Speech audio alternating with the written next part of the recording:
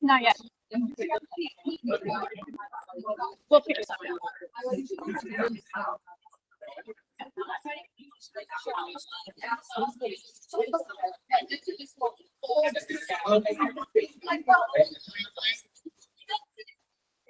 Everybody, thank you everybody for joining our January Kickoff. It is so nice to see so many familiar and new faces. Mr. January in the back. Hello, can you hear me? How about now? Is this good? Better. Better. All right, fantastic. Welcome everybody to our January Kickoff. It's so good to see so many familiar faces and new ones. We've got a great day planned for you. First off, I want to give a special thanks to our sponsor, Pathfront Media, for providing us with a delicious breakfast. It's over there if you guys want to have. All right, now before we get started, we're going to thank our 2024 ALC. So if you guys can come to the front, whoever serves on the 2024 ALC, come on up.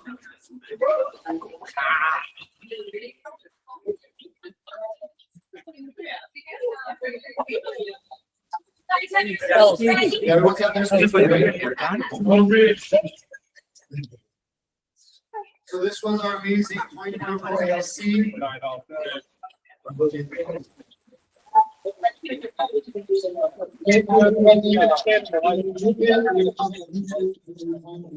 fantastic day to you guys support us with, and as a token of our appreciation, we got Jen. That's not California.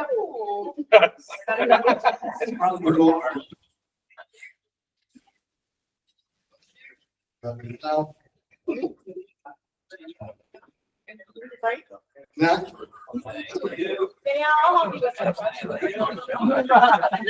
I got you. Let her bring forward.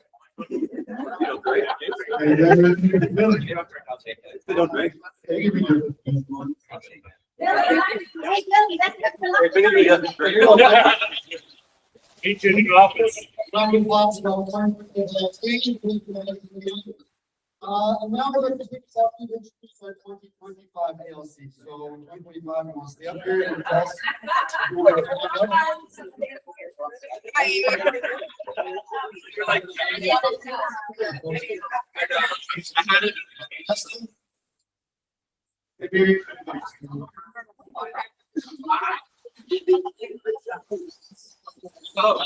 And also, the first roadshow that's going to be taking place after, if you have the ALC, hanging back, so want to talk to them, ask any questions, do not hesitate to approach them. So again, guys, looking forward to serving this coming year with you all, and yeah, thank you.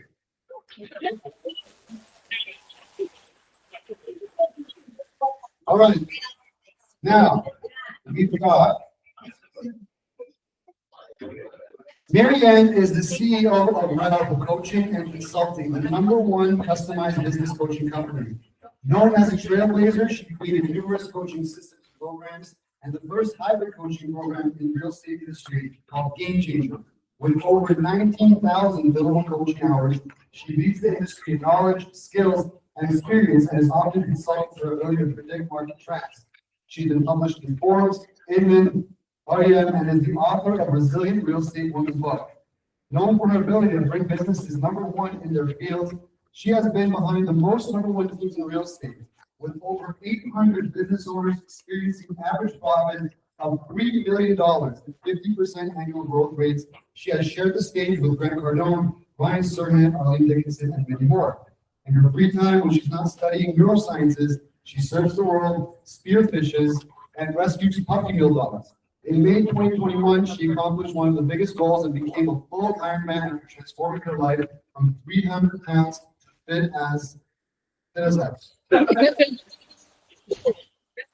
Having come from being homeless after losing her family, Mary-Anne is the true definition of a badass businesswoman by truly living the mantra of anything is possible. Mary-Anne, welcome.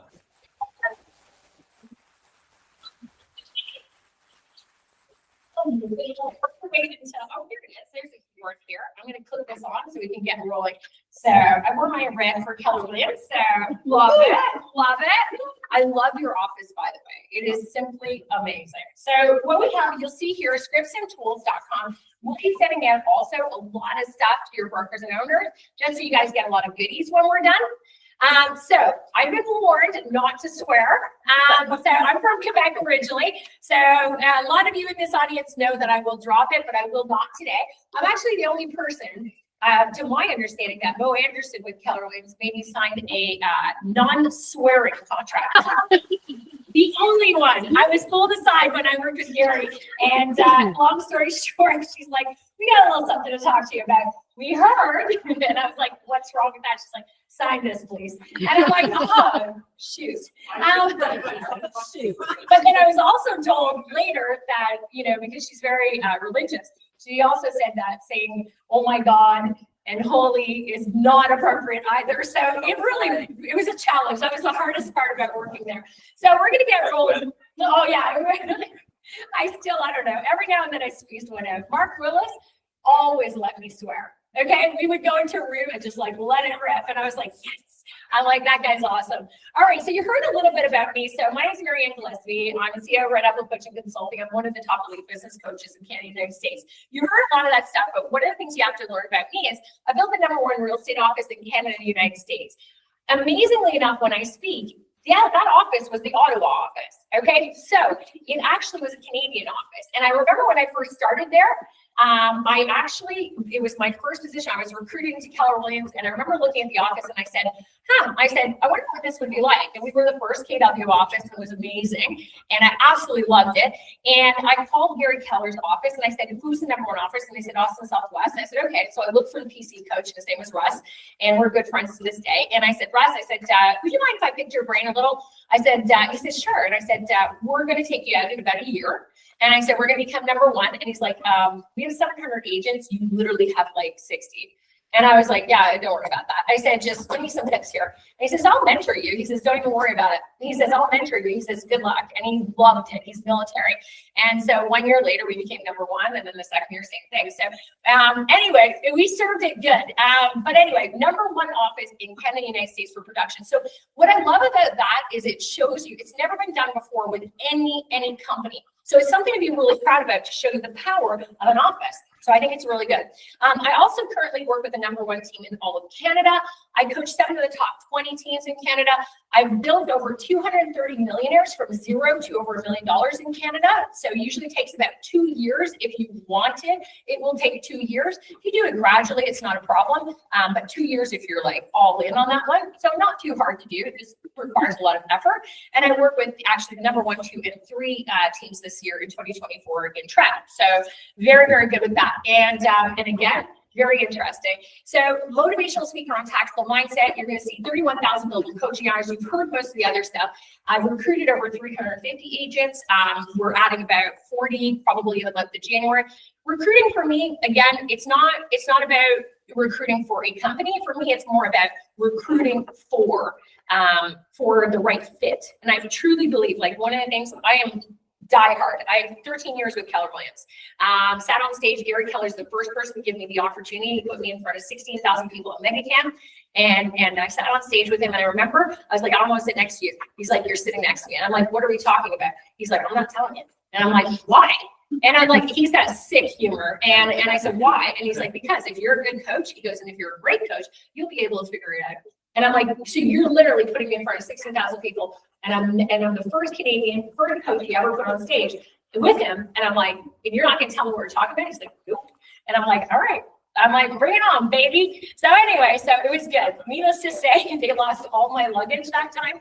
And I literally, I remember when I was running to every shopping mall in Austin, trying to get makeup, clothes. And it was Texas. So we ended up with sparkles and shit all over us. Anyway, it was kind of fun. Anyway, so what is an Ironman? I love the company, though. I'm just going to tell you, I love it. So it feels great, and thank you for inviting me here. So what's an Ironman? I'm only sharing a little bit about this because we're going to build it into the presentation today a little bit. I'm going to be taking you guys on a really unique journey. We're going to talk about motivation, inspiration, and a heck of a lot of tactical, because obviously I want tactical takeaways. An Ironman is a 2.4-mile swim. Usually in treacherous water where you're getting pulled under, oceans, whatever the case is. It's not like what you're thinking, going for a nice swim in the lake. You're jumping into the water with thousands of people, and it's a swim for survival for 2.4 miles. Next thing is as soon as you get out of the water, you run, you put on your cycling shoes, you strip off your wetsuit, you got your clothes underneath, ready to go, and you have about 3 minutes to do that, and you jump on your bike and you do 112 miles on a bike. And usually, again, very difficult. You're in treacherous conditions. It's not going out for a bike ride for 112 miles. You're racing. So you're going all in for a long, long time. And then as soon as you're off the bike, you run into transition. You have your running shoes there. You rack your bike, put on your sneakers, whatever the case is, put a nutrition belt on, and away you go. You do a marathon. Okay. And you have 16 hours to complete it. So it's the hardest thing about an Ironman, which I always talk to people about, is the fact that in an Ironman, you are allowed 0 assistance. So when you do something like this, you have 16 hours to race and compete in it, and you literally cannot have any assistance, no music at all. Okay, if you're caught with music, even in a small capacity, you are eliminated. All that training for nothing. Takes about 16 hours a week of preparation training. I'm in the middle of it right now. My first race is March 30th in Panama. And then I do about 5 to 6 Ironmans a year. Ottawa is hosting the inaugural Canadian Ironman this year. So my hometown is Ottawa. And so my intention is to win that race. I do not want to lose that one. So I'm like, I got way too much riding on that one. But I was thinking to myself, the hardest thing about doing this is not, if you do the training, you do the work, you're going to get it. But what you learn about going through something this extreme and you race for 16 hours or less to try to get through it, it is the conditions, you never know what you're going to get. But what happens when you're allowed no assistance is I can go for a run. I could do this easily if you gave me music. I could zone out, do it easily. But when you are left with your own thoughts, you realize all the negative stuff that comes to your head. Everything that tells you that you can't accomplish what you really know that you can accomplish, but it will play with your head all the time. Quit, it's easy, give up, do what you got to do. So I think the most interesting thing about Ironman is you learn to conquer the beast inside your head. So that's kind of what I bring to the table in coaching, but that's also one of the biggest assets. When Gary and Diana and those group, when they were inviting me in and they wanted me to be part of their inner circle, the leadership team at Keller Williams, they flew down to Ottawa and they sat in the car with me and they said, the only question in the interview that I was asked, the only question was, they said, Mary-Anne, they said, what was the biggest challenge you ever went through in your life? And they said, and tell us how you got through it. And let's hear that. And I did it, and I shared it with them. And both of them teared up, and they were like, you know what? They said, that's it. We know you're going to be good. Because that means when you learn to deal with everything that's telling you can't do something, and you can overcome it, then you can do anything. And every single person, when I speak, I say, look, I know everybody in this room is either going through something personally, or you're struggling with something, or you've had a journey, or you're not sharing it with people because it is a personal thing. That's okay. Understand, I've been through it all. And that's why I'm going to share something with you. You hear all the great stuff, the amazing stuff, and you're like, wow, this girl, like, she's done it. She's done it. Yeah. And you heard just a little bit from Jacob on that. But I'm going to share with you something. When I was a teenager, I was sitting. Okay. And I do this because I think it's important that you see this side and not the perfect side. Because the perfect side is beautiful. It's amazing. It's a great life. But what you need to see is that you need to see the story behind that. So when I was sitting at the table with my mom, I was a teenager, and I'll never forget, it was perfect. Best moment ever. We had just crossed the line of fighting and more into, holy smokes, this could be a friend. We were talking about a fictitious wedding in Hawaii, all sorts of stuff. It was absolutely amazing. I'll never forget that moment. Probably I'll never forget it because that was the actually last time that I ever had a family. Okay, 3 hours after that, I lost my family. That was it. Okay, so that moment in time was such a precious moment. And so often that we sit there and we think, oh, okay, you know what? We take everything for granted, or you think that you don't have a great life, or you think that things are really difficult. Let me tell you something. As a teenager, when this happened to me, we didn't have all the services or everything you have now. So this was a life-changing event. I didn't have a credit card. I was a teenager, right? So anyway, 3 hours later, gone. My family passed away.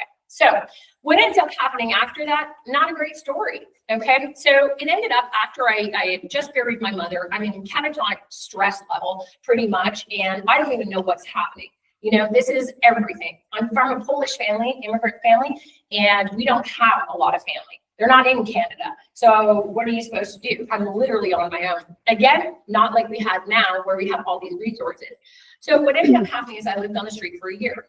And when I tell people this, I'm like, you see, Chanel belts, you see beautiful jackets, red boots, lots of fun, all this kind of stuff. What you don't see is you don't see the person who lived on the streets. I slept on benches, slept in alleys, I found abandoned cars. I did whatever it took to survive. And on top of that, how did I feed myself? I was a teenager. Okay, it wasn't like I could just show up and be like, oh, I'll go to social assistance. I didn't know what to do. I was on my own. So what I ended up doing is I learned very quickly that, you know what, take a look at McDonald's. They throw out their food at a certain time. It's fresh at that certain time. Go into the dumpster, take out what you need and eat. That's how I ate. And you know what? That's what you do. And many people think it's even too hard to pick up a phone and lead generate. Let me tell you something. You don't know how easy that is compared to the other side, which is why I bring such an intensity level to coaching and development and stuff like that, because sometimes we live in things, you don't understand how hard it is for some people. Okay, so I come from that, and I don't care. I'm very comfortable saying I ate out of a dumpster. Couldn't care less. You know what? I still like McDonald's cheeseburgers. I'm like, they're really good. So anyway, okay. Now French fries don't last very long. I'll let you know that. But anyway, but that's what I kind of learned. And you know what? I realized at that moment, because how I became homeless is I showed up at the house and there was 2 police officers just literally after. And they literally said, here's a garbage bag. You have 15 minutes to take your stuff and get out of the house. You don't own it. You don't live here. And I realized, holy smokes, that is exactly the value of a home. When you lose your family and you lose your shelter, what do you have left? Nothing. You really don't have anything. You have no family, no shelter. What are you supposed to do? That, my friends, is what we refer to as rock bottom. That is truly rock bottom. So you need to sometimes, I always practice gratitude. And I am always, my loyalty for Gary is like here, okay, always. Because of all the things that man gave me in my career, in my future, he really, really embraced that. So I'm always grateful for that, because when you come from a place of having truly nothing, you really have a lens where you can say, is it really that bad? Is it really that bad? Is it really that bad that maybe 2024 wasn't the best year for some people, but it was really good for others? Is it really that bad to say, I got to pick up the phone and maybe I might deal with some rejection? Not really. So that's what I'm here. I'm here to bring that through you. Now, I realized though, I could get through anything. And the reason why I realized that is I would shower at the YMCA every day. And there was a girl that worked reception, and she recognized after about a year, she was like, listen, you know what? I'm picking up on something. Would have been nice if she picked up on it maybe 3 months in, but it took her a year. A little slow learning on that one, but I hit it well. And so anyway, she says, look, I have a bachelor apartment. Do you want to hang out? Do you want to come? Do you need a place? And I was like, I really do. I really do. I can get an apartment. I had no credit. I was a teenager. What am I supposed to do? So anyway, so long story short, she gave me a room on her couch. It was that led me to get my life back on track, but it also led me to go and apply for social assistance on housing.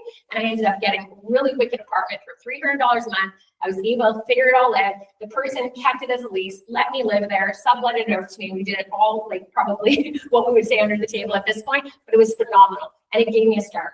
So also the message I want to leave in this one too, every time you see a homeless person, do not judge them. Do not forget about them. They didn't always end up for nefarious reasons to being on a street, okay? But then the final thing really is you heard a little bit of Jacob said it, right? And what you see here today is a version of me. What some people remember in Keller Williams, and some of them remember here because I've been with the company for a long time, is I gained and got up to 300 pounds plus. And there's nothing wrong with that. I don't think, I don't judge people on that, but there was a lot of stress and involvement, and I worked really hard. So everything that you kind of have to get through, sometimes you accumulate it and you live this life where you hold everything inside, and then you just find ways to cope. And so for me, coping was eating. It's a physical thing. We were able to see it. So I went way over 300 pounds, and it was really interesting because that's when I realized that people will only see you for the outside sometimes. I've been called every name in the book. I've been called, every farm animal, everything you can imagine. It's just, when people see somebody on the outside, especially in my position, it's an easy target to pick on somebody for an external thing, I guess you could say. And I've lived on both sides now.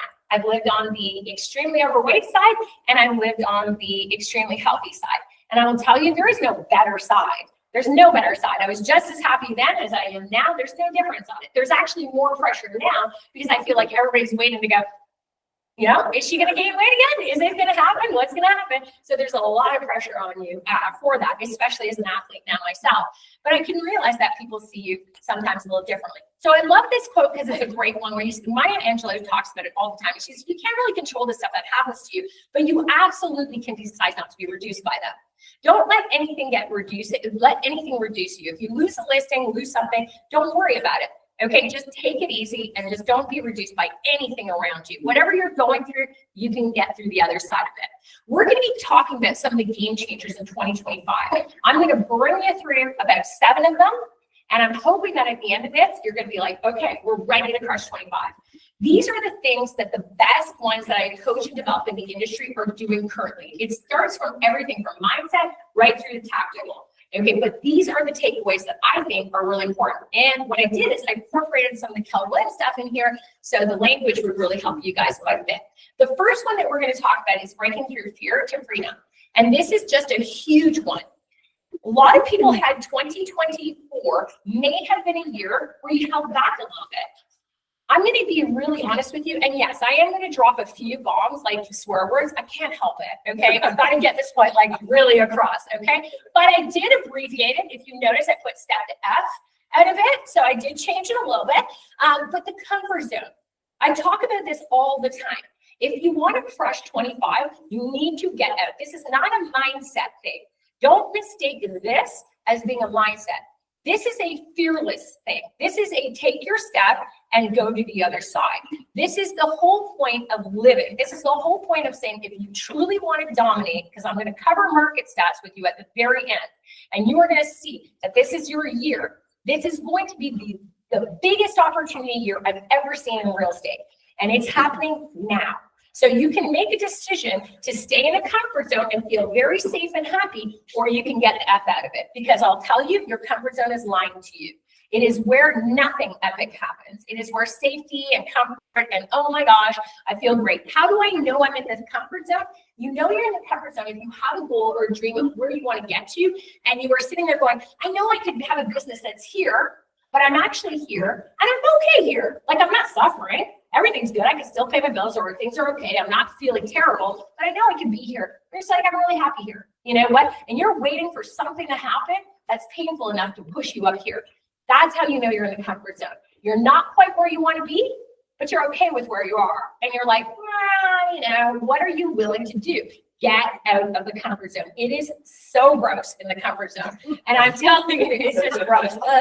And Gary Keller told me once, he goes, if you ever want to get, there's a book called I believe it's The 5 Regrets. I always mess up the numbers. It's The 5 Regrets of the Dying. And he says, read that book. And I'm like, okay, so first advice I'm going to give you, download the PDF. Don't read the book. It's really long.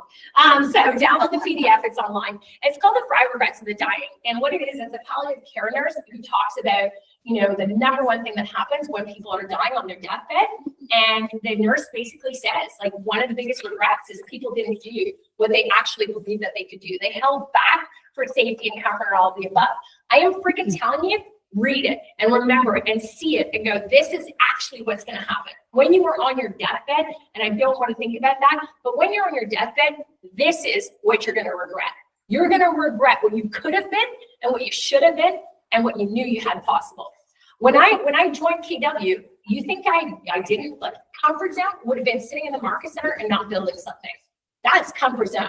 Getting out of my comfort zone was picking up a phone, calling Russ and going, yo, I'm going to take you down. I'm going to take you down. And I don't know how, but I know we're going to take you down and support us. And he was like, let's do it, right? Because he doesn't stay in his comfort zone. So basically, that's one of the most important things. Now, I'm going to just put it, shoot. We're going to go back here. Don't want you to see that one. Don't want you to see that. Perfect. Okay, it was a little fast, but we'll figure it out. So when you're in the fear zone, 95% of people who come to me for coaching, they're in the fear zone. They're staying there. And how do you know you're in the fear zone? First of all, you don't have the confidence to get out of it. You're looking around, you're going, okay, well, you know what? Sean Leck looks really powerful and amazing. He's so confident. I'll leave up. I can never be like Sean. Okay, well, yeah, you can. Okay, sorry, Sean. But yeah, you can. Okay, first thing I saw was buses everywhere with him. Anyway, lack of confidence will hold you into the fear zone. Okay, everybody has lack of confidence. If you're not going to be inspired today by it, then you know what? We all have lack of confidence because you're learning something new. Scrap that, burn it. Find excuses. If you have an excuse for everything in your business, then that is why you're staying in the fear zone. Oh, well, the market's not good. Oh, there's too many agents. Oh, everybody's cutting their commission. I can't do it. Yeah, you can. Okay, you absolutely can. Okay, I promise you that. My story alone, I'm not gifted at anything. There is nothing I'm gifted at. Everything I've gotten is because I pushed myself out of the comfort zone and I had to deal with the fear associated with it. Terrifying fear. Okay, but I will always say, if you find an excuse that you can't do something, you got to get out of it. Okay, excuses is the biggest indicator that you're staying in your actual fear zone. Okay, and you hear it all the time in real estate. And if you think anything, oh, it's too hard. I don't have a big database. I don't come from sales. I don't have this. Anytime you hear an excuse, be like, oh my gosh, I'm in the fear zone. I'm literally there. Get out of it. Go. And then the last one is you're affected by other people's opinions. What everybody else says, what you can and can't do, I'll be proving it today on many slides that's just BS, okay? So I'm telling you, if you are affected by other people's opinions, get them out of your ecosystem.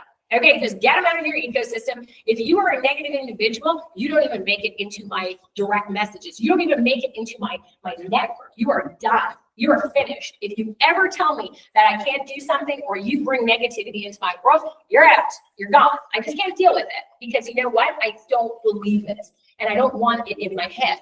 So it's very important. And it's okay to feel that way because this is your life. So don't regret it. That is the biggest thing. Your life, you live it, okay? You do anything. And if you need inspiration, it's all over the world, okay? So everybody, by the way, starts in the comfort zone. No matter what journey, personal or professional, you're all going to start there. So don't think you start there. There's nobody who starts in the learning zone. Everybody starts there. They go into the fear zone. That's where we get stuck. We U-turn, we go back there. Then you enter the learning zone. When you hit the learning zone, this is the hardest part. The first thing is the only thing I need you to look at, which is dealing with challenges and problems. When you're dealing with challenges and problems, every time you're growing, you are going to have shit go sideways. That is how it's going to roll. That is exactly how it's going to roll. So if you are protecting it from happening to you, and you're like, oh, but I'm gonna, if I hire somebody, they're, what if they quit? What if this isn't, whatever? Yeah, I get it. You're gonna have so many problems. Your first hire is gonna hate you probably when they're done. They're literally, and maybe you'll get a bad Google review, or maybe something's gonna really not work. Okay, great, no problem. So you're gonna see there's problems everywhere. You're gonna open an office, yeah, you're gonna have teams come, you're gonna have teams go. There's always problems, always. You're gonna hire buyer agents, they're gonna come, they're gonna go. Problems everywhere. All right, that's the way life goes. But if you're getting the problems, that means you're in the learning zone. So you've got to be like, yes, that's amazing. Okay, literally amazing. If I could tell you how many problems I had, that would be it'd be a day presentation. So I'd be like, don't worry about it. Okay, I literally can tell you when you're changing and you're growing in the learning zone, that's what you're going to get. It's messy, it's dirty, it's terrible, but you know what? You got to have fun with it. And then once you go through it, you're done. You'll acquire new skills, extend your comfort zone. Then what's going to happen is going to probably go really fast here. Oh, we're good. Okay. Growth zone. The growth zone is where the magic happens. That is it. The growth zone is where you'll set new goals, conquer objectives, and live dreams. So every time you go through something in the comfort zone, so if you're building a team for the first time or you're hiring an agent, you'll start in the comfort, then you got to go there, then you got to go there, then you'll end up there. And then you repeat again. Okay, I'm going to take my business to the next level. You're going to start there, go there, go there, go there. I'm going to start doing seminars. You're going to start in the comfort zone. Then you're going to be afraid, can't do it, all that. It's a cycle that never ends. So get used to it, embrace it, and understand the process of it, and don't worry about it. All right, the next thing. This is the biggest trend of 2025. You are in the perfect company for this. I literally will speak to probably 30 different companies on this topic of 2025, and they'll look at me and be like, huh? And I'll be like, what does that mean? So here's an interesting thing. One of the conversations Gary and I had several times, including Diana and all of the team, we would say that you guys have MREA. The foundation of MREA book is based on relationships. You are in a company that completely started this movement. But we diversified away from it as a real estate industry because of technology or whatever the case is. We've gone away from becoming relationship-based agents. Now, we would always talk in the background, and Gary and the team would always say, we wrote a book on it, we train on it, we coach on it, we develop on it. Why don't people understand that this is a relationship-based business? It's very hard to explain it. So we're going to try to explain it a little bit better for you guys today. But a relationship agent is the newest, hottest thing ever. 98% of our clients last year, we were able to build this type of business with them. 98% of 800 clients exceeded their goals with us in 24 and had their best year ever. And that's not like exceeding. Sometimes you'll see somebody say, oh, I had 90% growth. And you're like, well, you only did one sale in 23 and you did 2 and 24. It's not like that. Our results are like pretty big. So I'm telling you, this is where the industry is going. So embrace this portion tremendously, the rise of the relationship agent. So we have 2 types of agents. We have transactional and we have relationship-based. You heard that I work with the top 3 in Trev. So I'm going to ask you a question. Who do you think is number 1 in Trev? A transactional agent, or do you think it is a relationship-based agent? Transactional. Transactional? Does anybody think relationship? Yeah. Relationship? Yeah. So show of hands, relationship. Nice. I know I'm in Keller Williams for sure. All right. So you're wrong. So none of you guys are. You're wrong. All you relationship-based people are wrong. What is wrong with you? The number 1 is really transactional. So the number 1 team is transactional, and I will tell you, they will always be transactional. Number 1. Okay. Why? Because all they want is the deals. Is all they want. Give me the deals. Give me the deals. I just want to be on top. I want the deals. That is a transactional base. Okay. And there's nothing wrong with that. I coach them. So I'm like, I understand, you know what? It's all transactional, baby. And they want number 1. And the way to get there is to really focus on transactions. Number 2 is relationship based. So here's my next question. Relationship based or transactional? Show of hands if you think transactional based is making more net income than relationship based. Do you believe that? No. So. He does. Transactional. Yeah. They're making more. They're making more money. Right. So you definitely shouldn't buy a lottery ticket. That's 2 for 2. You're wrong, but that's okay. That's okay. I'll give you one more chance later, and then we're gonna walk you and get there. But no, but it makes sense. Why do you think? Well, it's volume. It's all about volume for a transaction. I mean, how are you going to make 1,600 relationships? And I mean, you got to crank them out. I mean, it's not good. It's not bad. It's just is. I love it. I love it. It's, you know, and I love this. This is exactly why I like having dialogue. I think it's so important to hear this.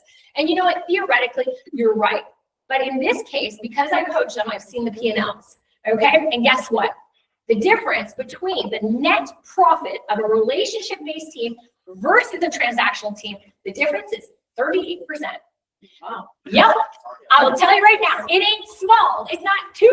It's not 4%. It's 38% difference between the number 1 and number 2 teams, transactional versus relationship. I like being number 1. Obviously I like being number 1. I'm competitive, but I will take number 2 on this one all day long. I will be like, no problem. You take that number 1 title. I'll take number 2, and I'll be in the Cayman Islands. Thanks.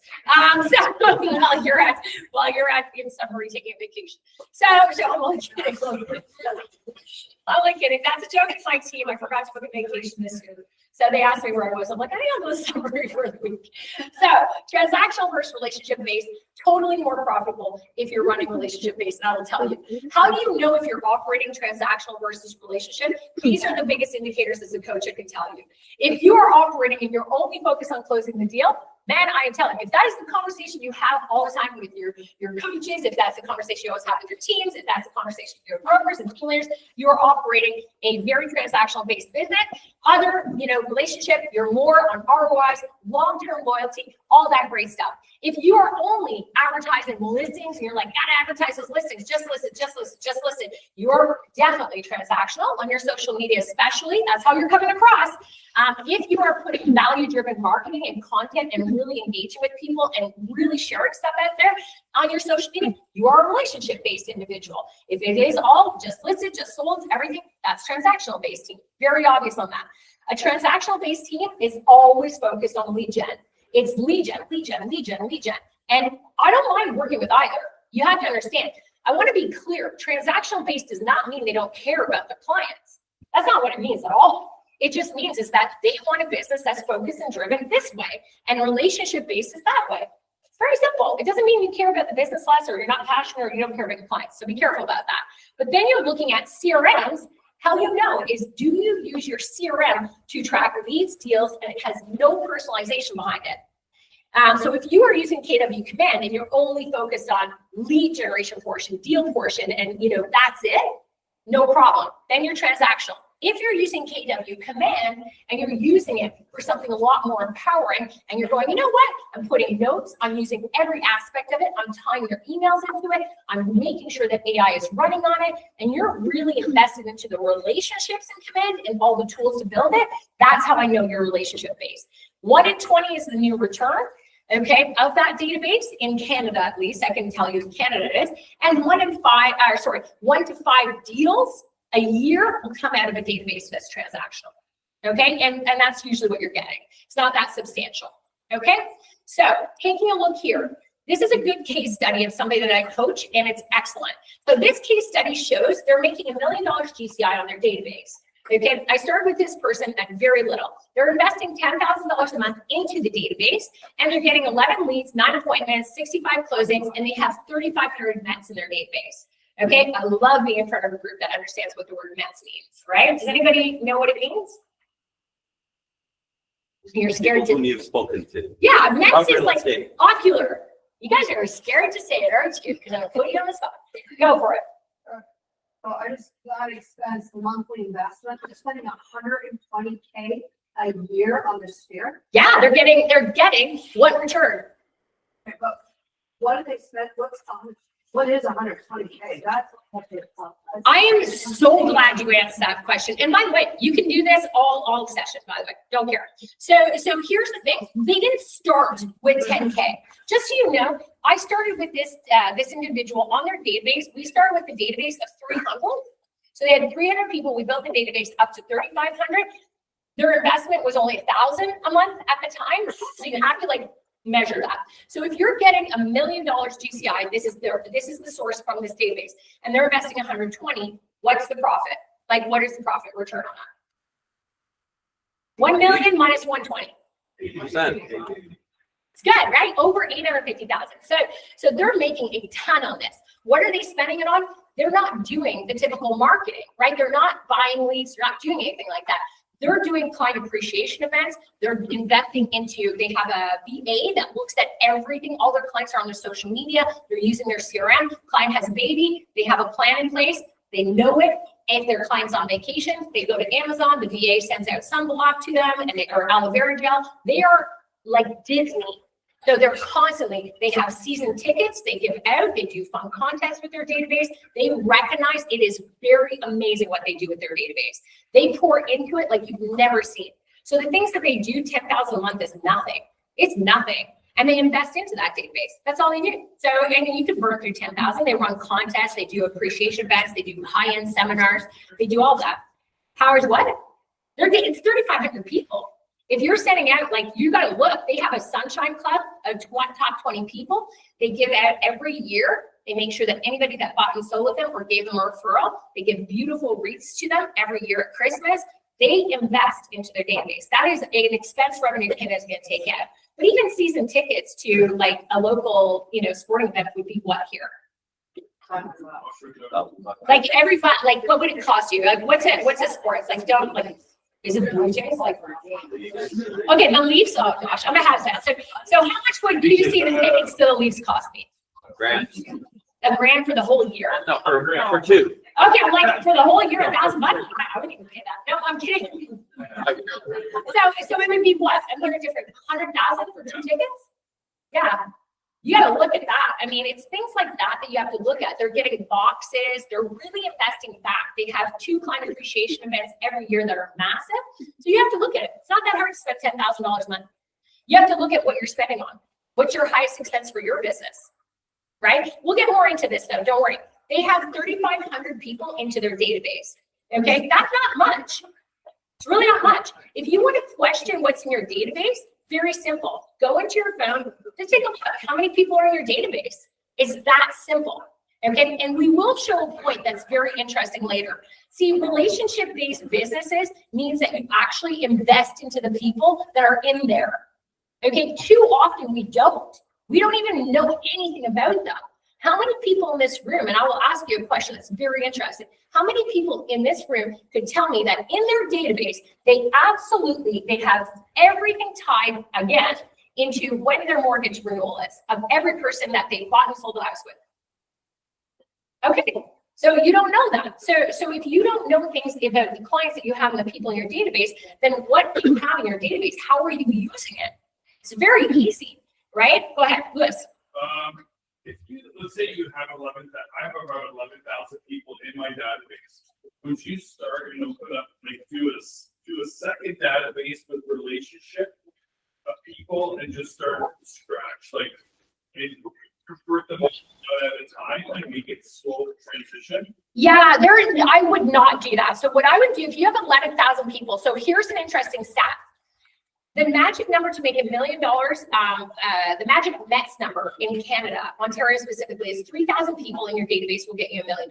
Okay, so if you have 11,000 people in your database who are not getting $1 million from them, then yeah, you really need to do something immediately. Your first thing I would suggest to do is go through your database and say, have I seen them eyeball to eyeball, or are they just online leads? Do not mix them. Right? You need to have the people that have met you eyeball to eyeball. Seminars, webinars, the open houses, door knocking, or family friends in your sphere. It's important that the ocular connection is there. That's the only segregation that I would do. And then what I would do, Louis, is I would come through the entire database and I would have, we're going to talk about that in a second, have a very high touch program involved in it.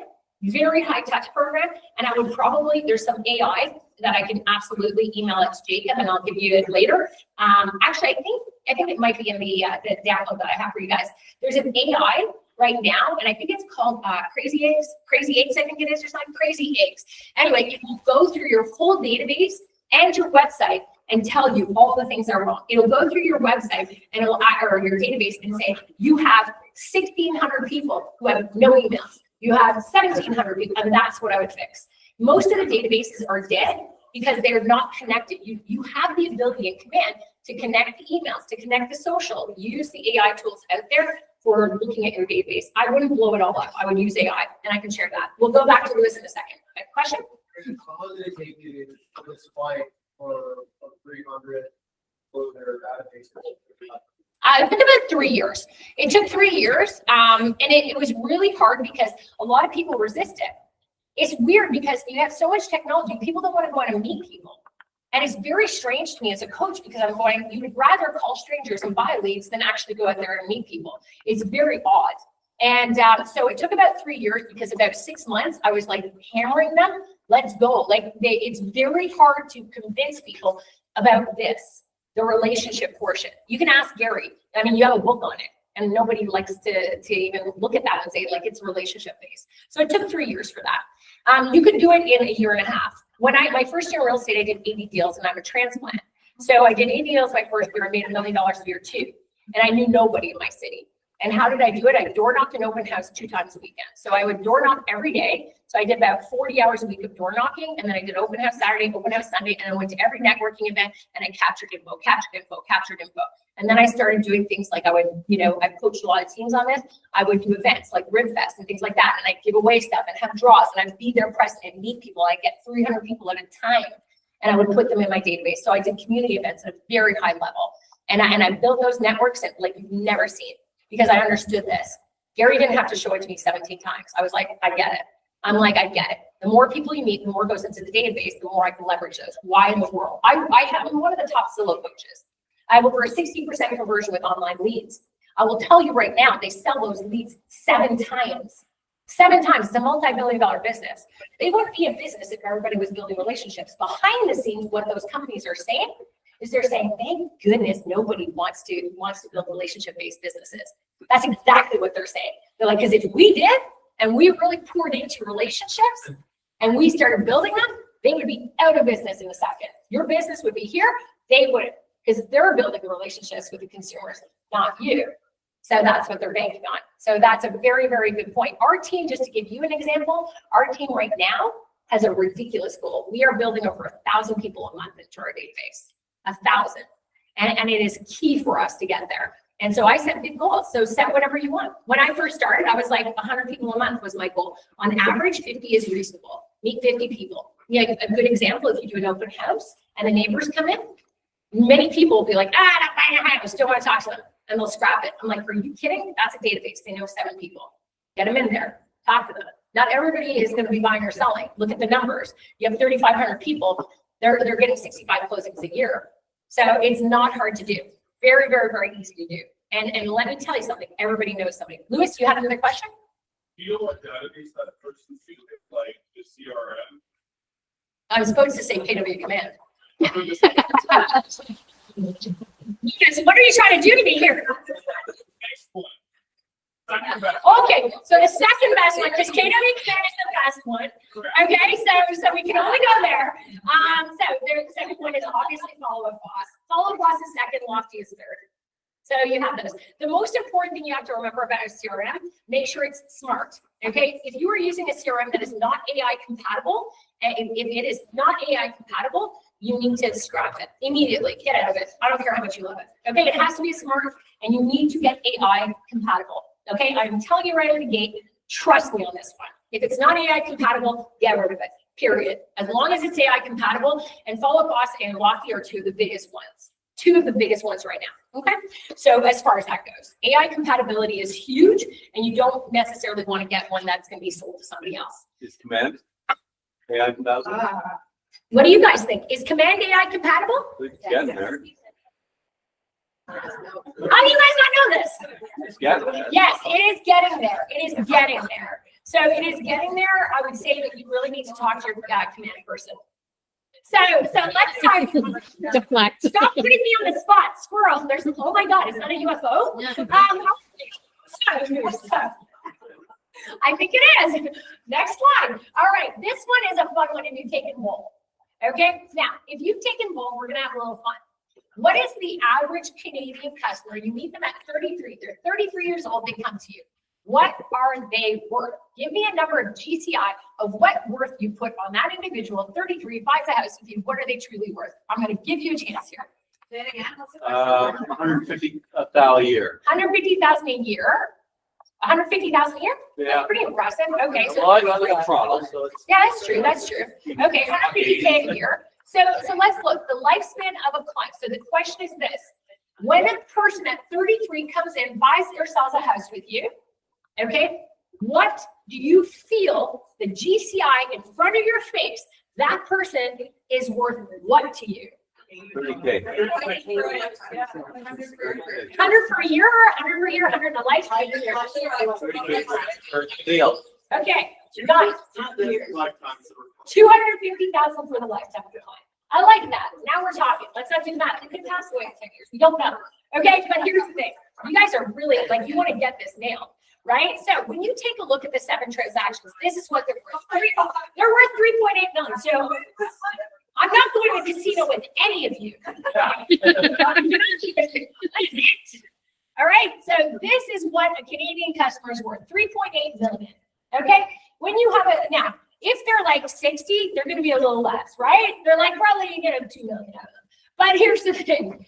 Most of the agents who are crushing 2025 understand this. So investing into people is important. You're not even going to get a fraction of 3.8 if you're running a transactional based business. Okay, let me tell you something that is not a BS number. How do I know that? We ran the numbers. Are you going to be able to squeeze that much juice?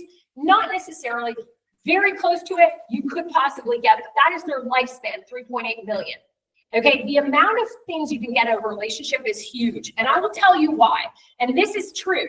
This is 100% true. Not everybody's going to move that fast or anything like that, but the average person is 3.8. So when you do a deal with somebody, I want you to look them in the face and be like, when you're sitting there, you're going, transaction, deal, got the deal.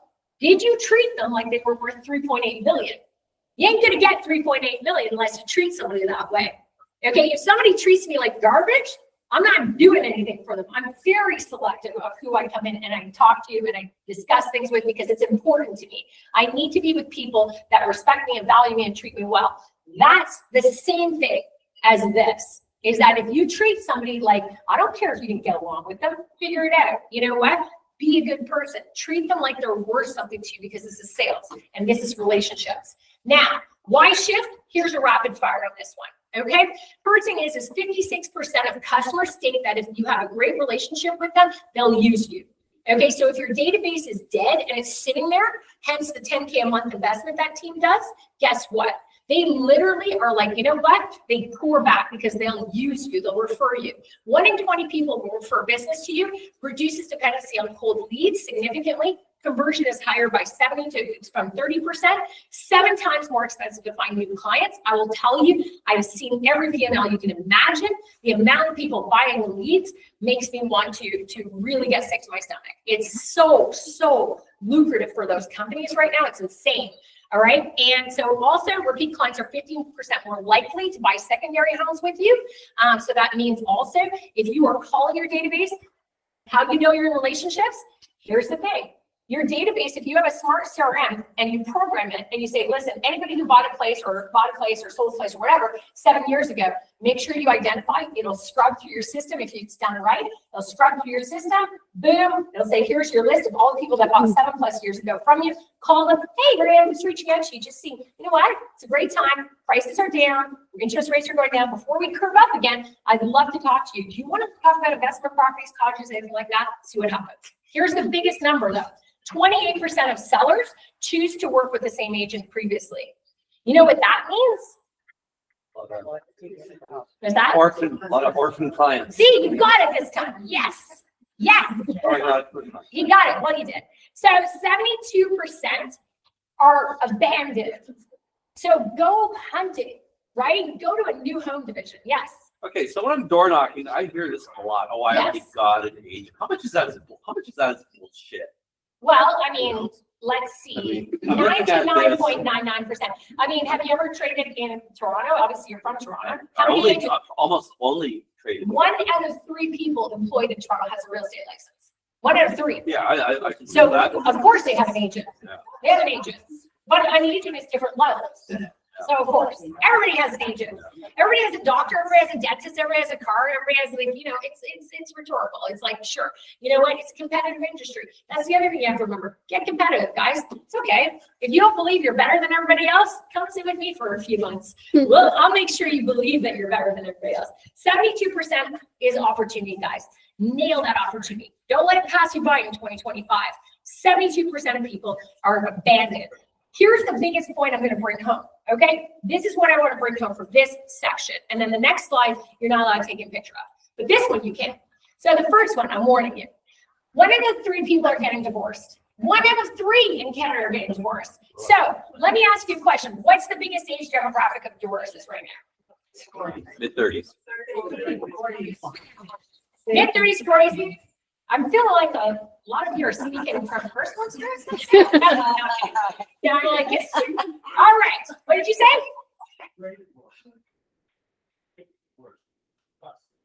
This is a guy I like. Nailed it. 65 years old. What is that? 65. It's not over for some of you yet. You need to go back to your partners and be like, you're not safe yet. Maybe you want to massage and I'd like some flowers next week. So it ain't over yet, guys. All right, you got lots of time to experience that 1 in 3. But on a positive note, yes. And the reason why is this is because I do Ironman. I see 65-year-olds. Let me tell you something.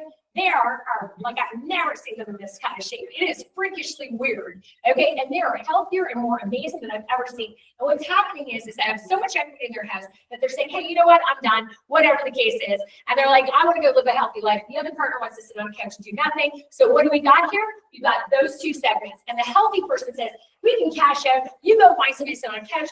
I'm going to go travel the world. How's that sound? Let's do it. See ya. And they're doing it. And it's easy and it's awesome. So if you want to chase a demographic, there's where it is. 66% of people 75 and older in your places own houses and they're being forced to sell. Not a great scenario. 20% of debt results in home ownership sales. So 20% of the people coming to you are in severe debt.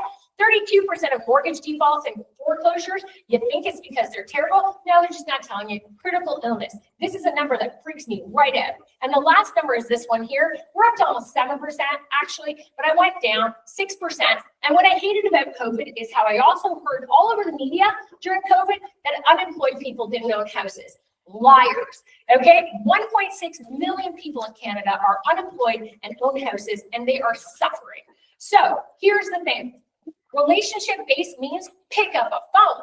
Your life looks perfect on social media. So does mine. And you know what? Here's the truth. I accidentally bought the wrong hair care product and now I have flat hair today. So like everything, my days start off weird. There was a fire alarm in my hotel the other day. I was out at 3 o'clock in the morning. I was like, shit happens everywhere. But we put this perfect persona on social media because it's a highlight reel. So we have to look really great and successful and amazing all the time, right? But we aren't. So anybody going through these key elements is never going to pick up a phone and be like, hey, Mary-Anne, listen, I love seeing that beautiful Christmas vacation picture you had, but guess what? We spent all our money and we're in debt, so like we need to sell. Or I just got diagnosed with terminal illness. Can you please come over? This is not what people call you for. It's uncomfortable. And how do I know that? Because of this picture. That's me on the end. Okay, so that is me on the end. And some people from Keller Williams did see me like that. This is only 6 years ago. This is not 20 years ago. That is me, over 300 pounds, carrying my girlfriend there. She was amazing. She was like, come out, let's go cycling. And I'm like, I don't have a bike. She's like, it's okay, I borrow mine. I did. Okay, so I borrowed hers. We did it. Anyway, the point is that this picture is what changed my life. But I will explain why it's relevant today. It changed my life because I looked at it and said, that was it. This is that turning point that I said, I'm done. I loved myself then just as much as now. You can ask anybody. I couldn't care less, okay? I'm super confident, so I don't care. So at the end of the day, this had nothing to do with it. This was an accumulation of what I talked to you before. I was in a state where I was going through something and I ate a lot, like a lot. And I had fun. So anyway, so long story short, that was who I was, all right? But the point is I have 2 personal trainers on my social media account. When I saw this picture, I said to Carrie, I'm done, I'm finished. I'm like, I feel like super fit inside. And I'm like, how did I get to this point?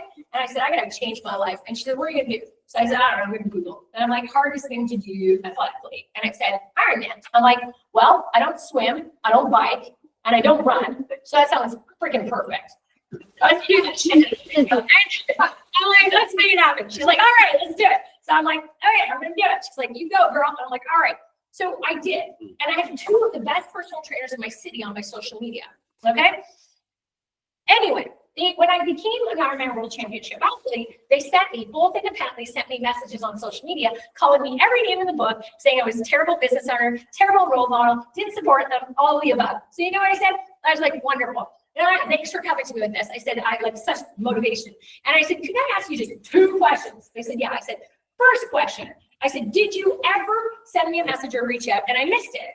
And their answer was no. I said, question number 2. This is the more important one.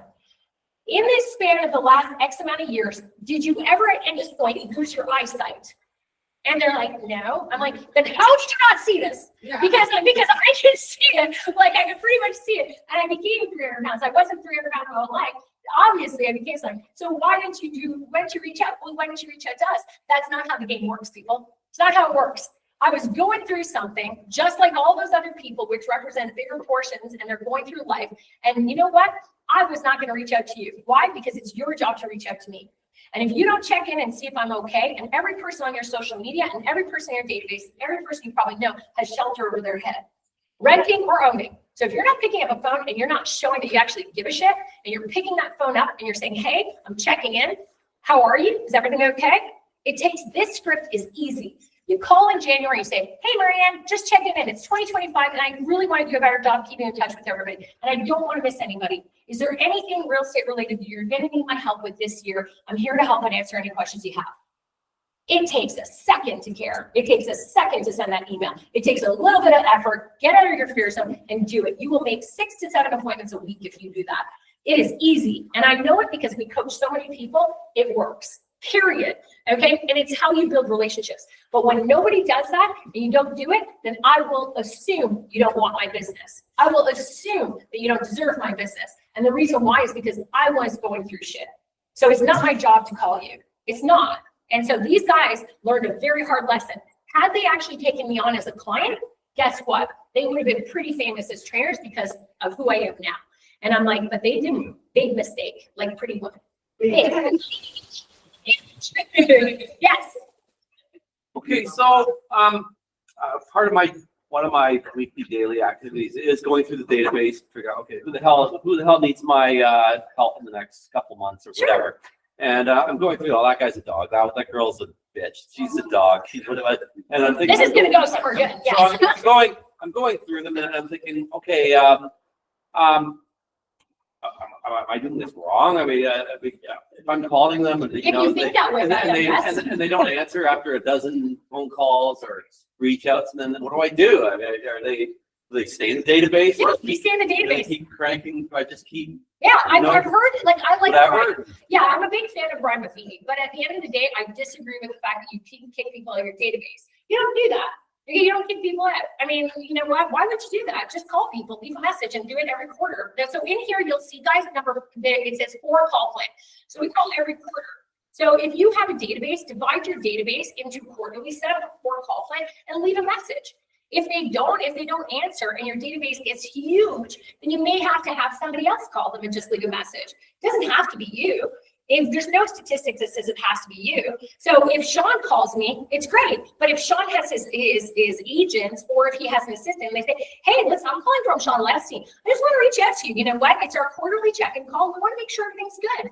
Do you need Sean to reach out to you for any questions or any help with anything at all? I'm not going to be like, Sean is so rude. He should have called me. And I'd be like, no, I mean, he's busy being on the back of the buses. So I'm like, I get it. He's a busy guy, right? But I'm not going to take offense to it. So leverage it out if you don't want to call them. Get somebody else to call them and then figure it out. What do you care?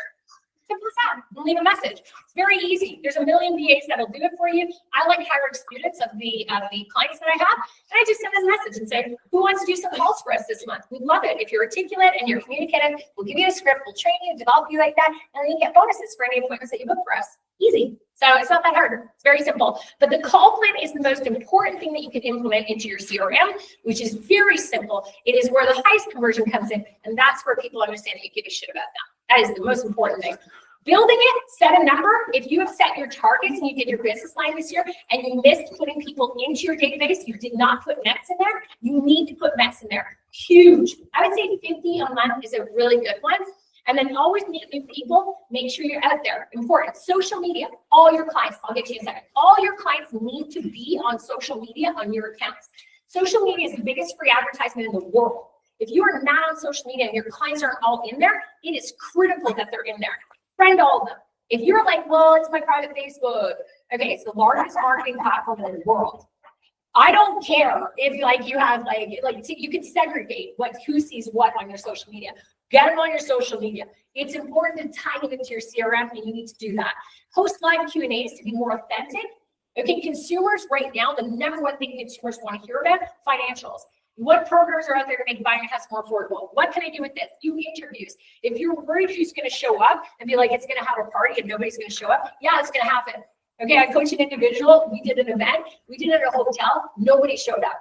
Nobody. We had camera crew, everything. Nobody showed up. We rolled it. Then when we did the next one is we kept going and going. And 12 months later, $299 per person into her sessions. She sells that at 200 people per session. Give yourself a break and stop putting the pressure on yourself. You don't need to worry about who shows up and who doesn't. Who cares? Okay? Doesn't matter. Start somewhere is better than not starting at all. 50 plus touch plan. Okay, I know what MREA says, but I'm telling you, you see 10,000 ads a day. So 50 plus touch plan is critical. So make sure that your touch plan has 50 or more. Make it hyper local news. Stop going outside of where you trade. Make it hyper local, make it amazing. The number one client that I have is the number one in Trev.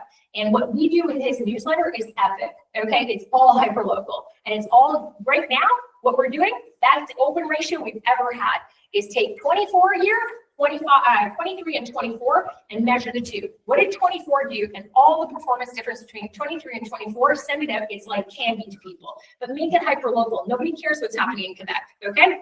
AI integration, smart CRM is a must. Focus on the client, not you. Disney plan is the last one. Like I was saying, you want to budget for monthly things. Some of the teams that I'm working with now, we have VAs that are just watching their social media, and it's easy to set up through AI. And what happens is, like I said, they have a budget and they want to be notified every week. The VA, the only job the VA has, it says, here you go. And it's all integratable. It says, here you go. Here's a list of all the people. This person had a death. Okay, send something there. This person's on vacation. This person just announced pregnancy. This, that. You would die if you saw what your database is doing. I have a client of mine who does this like epically with their VA. And after every race I do, I get flowers. Every race, I get flowers sent over to my house. It's like, thank you so much. It's absolutely amazing. Congratulations on everything. We love you. We support you. You're the best coach in the world. And then I have the other extreme where I have clients who I can make them $1 billion. They don't even say Merry Christmas. There's two extremes, people. Who do you think gets more of my time? There's a big difference. And I love all of them equally, but there's a very big thing. I'm Disney leadership trained. And so I go to Disney, I get trained by Disney for leadership. And I will tell you right now, if you treat people in your database like they're worth 3.8 million each, you are going to clean 2025 score. You're going to be like on it like a dirty smell. Like it'll be amazing. We are going to go over today. So don't worry about that. But you're getting a lot of great shit. Did you have a quick question? Are you good? Oh, geez, what was it? Okay, no, don't worry. Hold it in your head. I forgot. Okay, hold it in your head. I got to keep going. We'll talk later. Number 3, relationship lead generation. This is critical. 2025 is all about relationship lead generation. If you're buying cold leads or any of that shit, stop spending your money. If you are not treating your open house like a multi-million-dollar business, we do a one-day training session called the $1 Million Open House. It's insane. I will tell you right now, look at this. The numbers are sick. 2 open houses a month, 1 person from each open house is all you need to make $375,000 in Ontario. Okay? 10 people come through your open houses. Again, it's like a birthday party. If you got nobody coming to your open houses, you're not inviting them. Okay? That's the point. Keeping it a secret. Okay? So, again, easy to figure out how to do this now. 240 visitors for the year. Each commission is $15K. That's $3.6 million a year walking through open houses. I do this, so I work the number 1 team in Trent. What I did is I came in and we realized most teams, they're not capitalizing on buyers. They're losing in the open houses. 50,000 an open house we saw leaving the gates. So trust me, this is the most important aspect of your business. Treat your open houses like a business. If I had a team and saw agents coming in every week just giving me the same feedback, they're working with agents, I'm like, oh my gosh, I get hives. Okay, 3 appointments per open house, 30% conversion that gets you.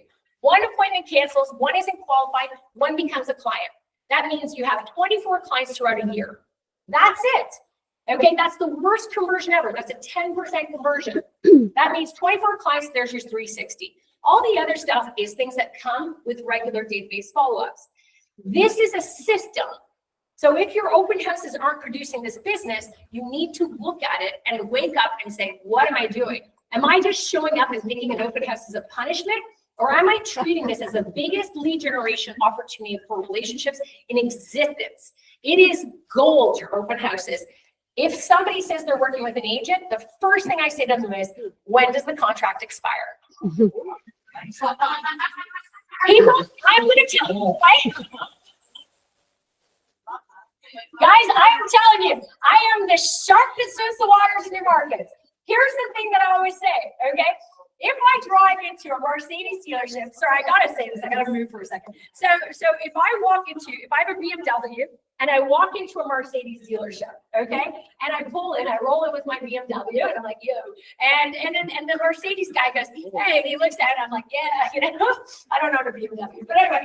So long story short, if I roll into the Mercedes, and the guy goes, I don't know, the BMW, and they're all talking about me, and I'm okay, great. And so he goes, yeah, so like you're on a lease or whatever, yeah, on a lease, okay.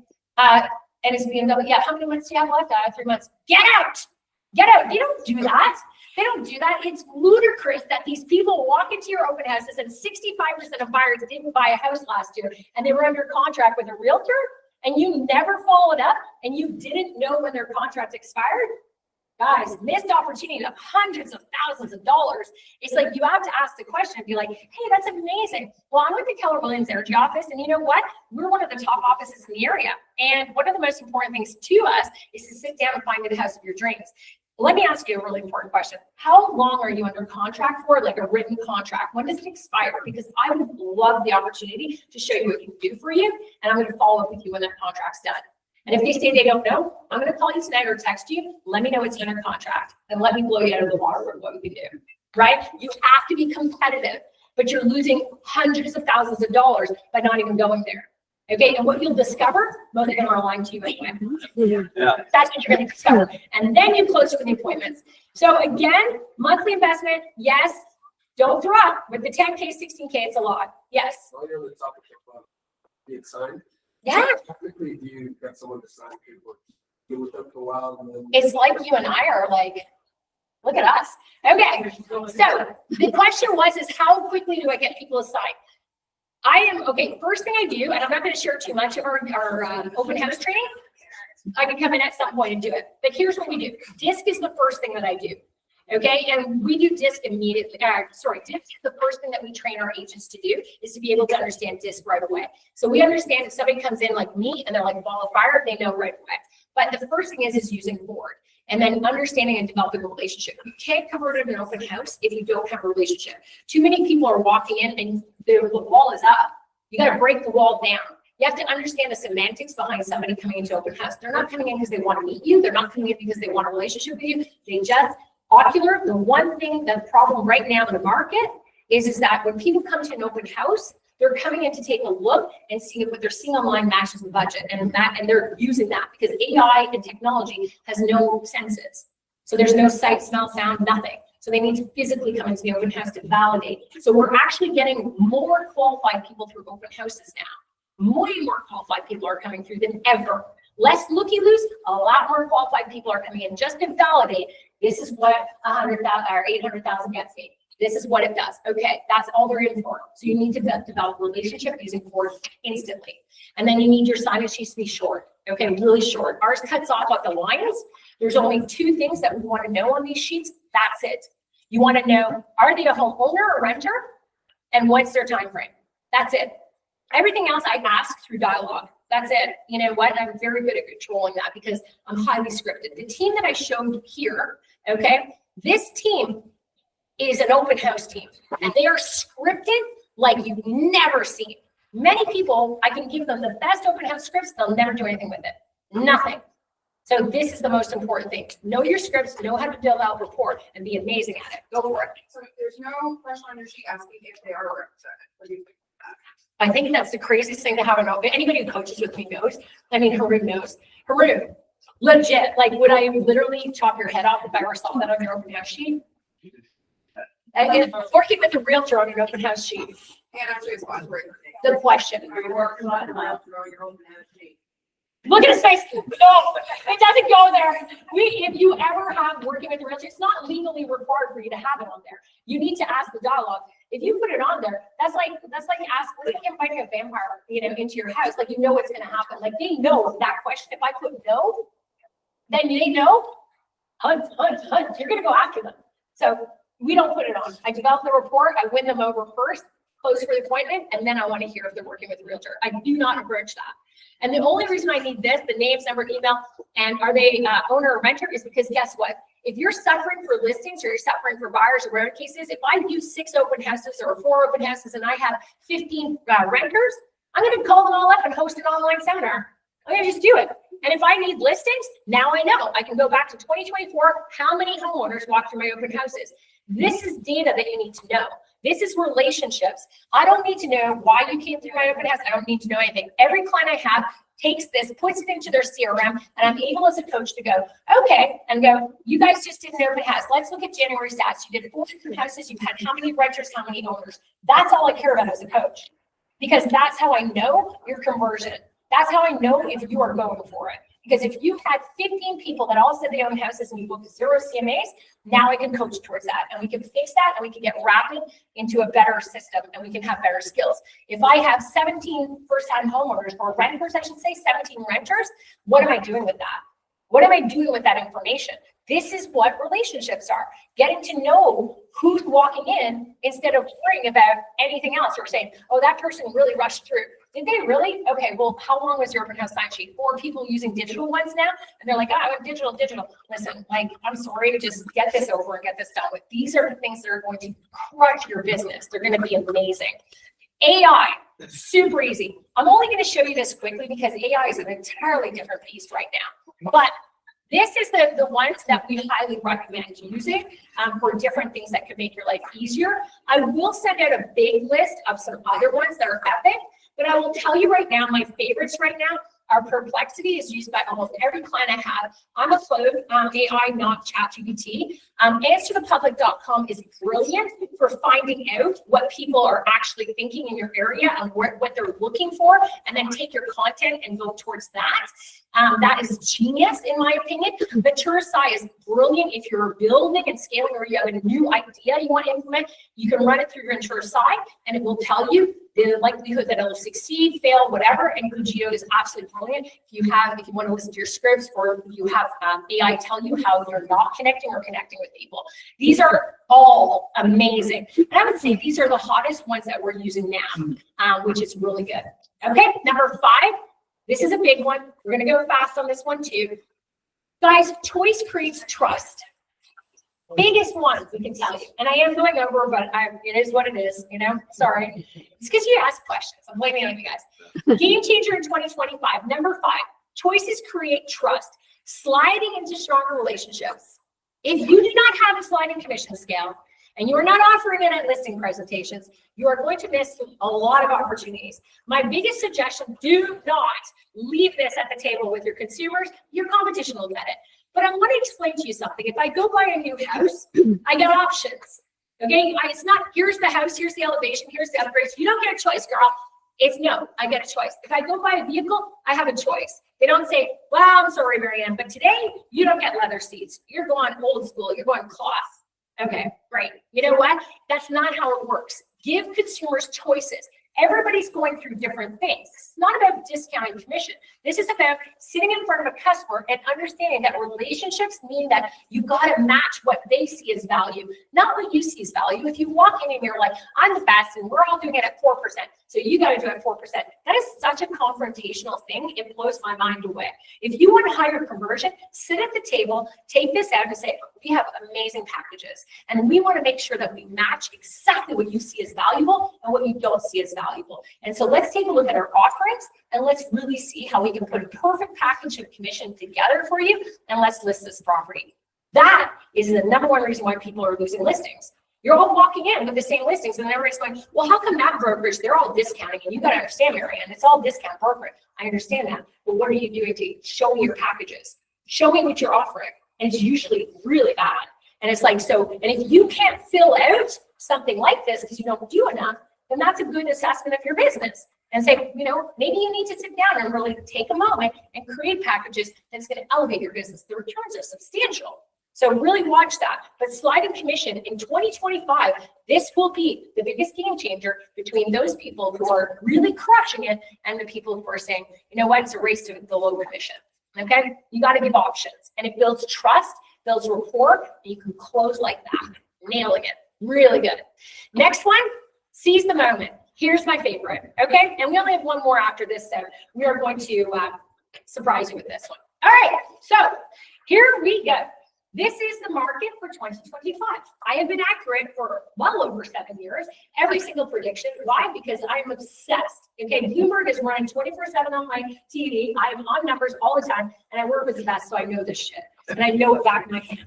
So when I tell you you're entering into the best year in real estate ever, this is it. Okay, so I predicted last year pretty nicely. What you want to do, and I forgot my little clicker, is you want to look at this. Okay, so 13.2 plus 11.7. Okay, so you take the first column of last year and you add or subtract it. In most cases, it's an addition, except for the second column. Second quarter is going to be a little tougher. But the first quarter, you take 13.2. In 2024, we had a 13.2 increase in sales. Okay, it was hot. Everybody knows that. It was a good first quarter. It was a liar, though, as you can see, second quarter. So first quarter is 13.2. We're going to have an 11. This was updated. The report is updated 48 hours ago. Okay, so these are fresh numbers.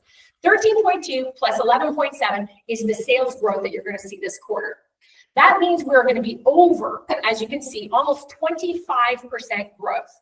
Okay, that means sales are going to jump. They're jumping right now. So if you're not feeling it, dive into your region. Do the relationships. Start figuring out what people are doing. This is the most lit quarter I've ever seen. Okay, second quarter, you take the 18% jump minus 5.1% because it was a down quarter before. So that leaves us, again, with about 13% jump. That is huge for second quarter coming off of a 25% jump. Next quarter 3, 14.1 plus 1, you're looking at almost 16% jump. What? Summer? Give that up. Don't take your vacation. See you later. All right. But then holy banana boats. Quarter 4, we had a 22% jump. So I'm the only person that I stood in front of the stage on Inman in January of last year, and I told everybody that fourth quarter was going to be lit. And everybody went, liar. Like all year, people, they chastised me and said I was wrong. Really? 22% jump. I was 100% right. So you take the 22 plus 4, you're going to have another hot fourth quarter. It is going to be gangbuster this year. 26 and 27, early predictions. It's a balance. Very like best opportunity for massive GCI is now. It's this year. If you're not going to capitalize on the stuff we're talking about, if you're not going to get jacked up about it, this is your moment to get out of debt, build your business bigger, recruit more, do whatever you have to do. But this is your year to crush it nonstop. Yes. Quick question, because I have a hard stop. Quick fact on my redhead. I'm having a blonde moment. What is that? I don't get the math. A red moment. Existing home sales. Mary-Anne, I need to slow down a little bit. Slow down and do the math again from the start. Okay, so I don't have a little clicker, so I apologize. Yeah. This is this column here. The middle one is a percentage of growth. So it's percentages. Where do the percentage of growth numbers come from?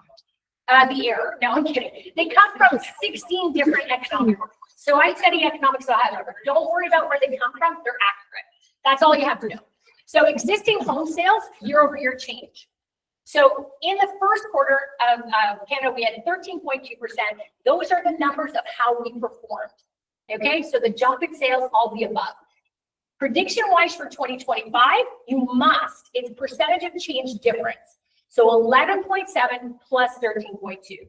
The only thing I want you to remember, try not to study the chart too much. Try to kind of just listen to this. Because if you're trying to understand a chart, I look at these every day. So it's not going to be easy for somebody who isn't into charts and numbers.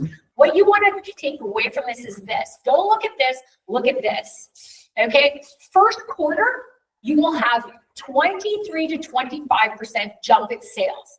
That's the industry.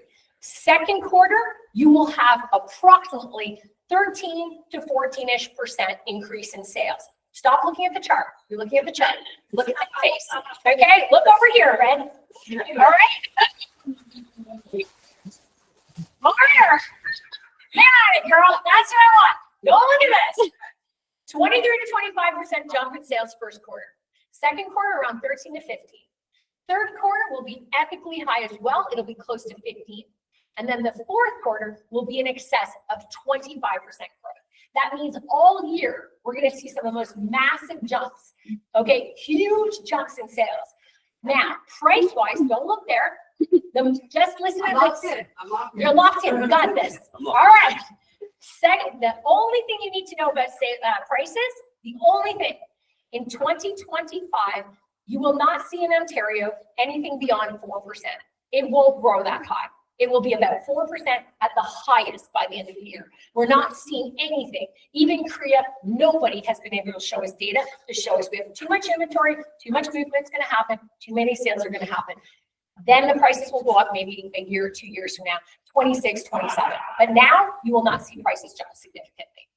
So I'm confused. I thought I heard you say that we're going to see a huge increase in the prediction. In sales. In sales, in volume, transactions. Okay, units, but an increase only of about 4% in price. Okay, right. Nailed it. Okay. See, don't look there, just go here. You're looking at it again. Don't look. Keep the eyes over here, right? Yes. And the only thing that you need to know, you won't see these numbers again. This is the aftermath of a very messy pandemic. This is the aftermath. So you will never see this again. This is what we call the red herring anomaly. This is what we say is that if you want to crush the crap out of sales, this is your year. This is the year that if you focus, it ain't gonna be easy, but you gotta focus. You gotta seize the opportunity. You gotta get the goosebumps and you gotta go, this is your moment. This is the moment that if you wanted something, you go all in because next year is very balanced. It's not gonna have these kind of ebbs and flows. You wanna make the time? Do it this year. You wanna retire and get out of business? Go hard this year and sign out, right? See you later. Like, get out of there. So what I would say to you is, and the prices won't jump. They just won't. We can't afford it. Ontario is the second most expensive city province in the country. Okay, secondary to BC. The prices are too high.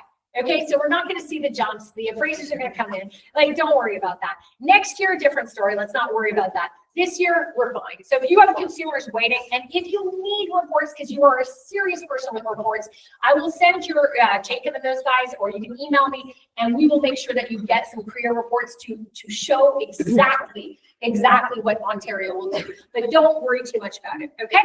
So there is a housing crisis still. We're not building enough houses. It's just how it is, okay? So it's there. FOMO is brewing. It's already out, okay? It's coming. Okay, fear of missing out is huge. Hit your database up hard, okay? No overpriced listings. I am dead against them. I hate them. Spend 80% of the next 90 days finding clients.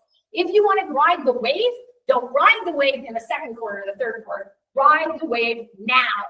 Stop waiting. You need to ride this wave, okay? Then you're looking at doing seminars, webinars, and Q&As. Going hard. People want information that is valuable. They don't want your fluffy stuff that they can Google. They want to know, bring on a mortgage specialist. What are the 7 things that, are going to save you money as a first-time home buyer through programs? What about the new MLI program? What about this? What about RSP contribution? Where are the hottest areas for first-time home buyers to buy? Do seminars on things that are going to drive people to you. Stop wasting your time on first-time home buyer seminars and stuff. A base of 21 clients is probably a very good idea based on ebbs and flows of this year's market. So I would say 21 clients for sure. And as I said, this is your perfect storm. This is it. You are never, ever, ever going to see this again. It's not going to happen. All right. I can promise you that. I've been in real estate too long to say that this is going to happen again. So this is one of my favorite slides. Okay. I promise you. I had everybody, and we'll ask one question, and then I'm going to finish with 2 more slides. But we'll basically say this. Is that I had so many people chastise me about my predictions for last year. So many. They lost, I won. One question, then I have 2 slides, and then we got to wrap up. Yes. Base of 21 clients means, guys, if you don't have 21 clients sitting in your system right now, well, I would say right now it's a little unrealistic, but over the next 90 days, if I have 21 clients, people are going to buy, sell, or invest with you, and they have an actual timeline for this year, and then you'll have a good foundation, and you won't have to work as hard second, third, fourth quarter. Too many people don't ride a strong enough lead generation for a business right now early in the year, and that script I gave you earlier, super good. What are you doing this year? Do I need to put you in my calendar? Are you thinking of doing anything? You got to get ahead of it. The biggest mortgage renewals are coming up in less than 95 days. So you need to get ahead of that curve right now. You got to do the work. It's cold as anything outside. The biggest what are coming up? Sorry. What's that? The biggest what are coming up? Mortgage renewals. Mortgage Yeah, renewals. it's the wave of mortgage renewals. The true financial effect is going to happen in the next 95 days. Okay, one more question? So those 21 clients are your current warm leads that are about to take that. Yeah, or they can be your current, or what I would probably suggest too, though, is this. It doesn't necessarily have to be your current clients. Go find them if you don't have 21. You don't have 21 clients right now, which I don't think many people do. Go find them. Does that answer? Like, yeah, go find them. Have a base of that. Spend the next 90 days saying, have a whiteboard. I was snooping around Sean's office earlier. And I was looking at his whiteboard, and I was like, you know what? If he doesn't have 21 clients on there, then all his agents should have 21 clients on there. That's how he's going to gear up to have the wave. You do not wait until the second or third quarter to find your clients. If you didn't have a good 2024, and there was a 22% jump in sales in December, then what do you got, right? Like, that's a problem. That means you waited until the fourth quarter to do the work. You waited, and that's behind. You're swimming upstream. So start the first 90 days of every year, zone it out, block everybody out, say goodbye to everybody and say, that's it. I don't need vacation. I don't need the sun. I don't need anything like that. I want a good year. 90 days, focus, 21 clients, put a whiteboard up. When you've got all the people saying they're going to do something this year and all this stuff, and you've got a good base of that, now you're like, I'm good. And then you can scale it back and say, okay, I'm going to just do maintenance lead gen. Smart idea. Okay. Okay, last 2 slides, maybe 3, but this is the last point, okay? Because then the girl's gotta go. Game changer in 2025. Okay, last one. This is the mindset one, guys. Okay, this is the actual mindset. And then we're gonna do a group picture, by the way. So I will warn you that we are doing a group picture. So, because I'm gonna send it to Gary and tell him it was great to be here.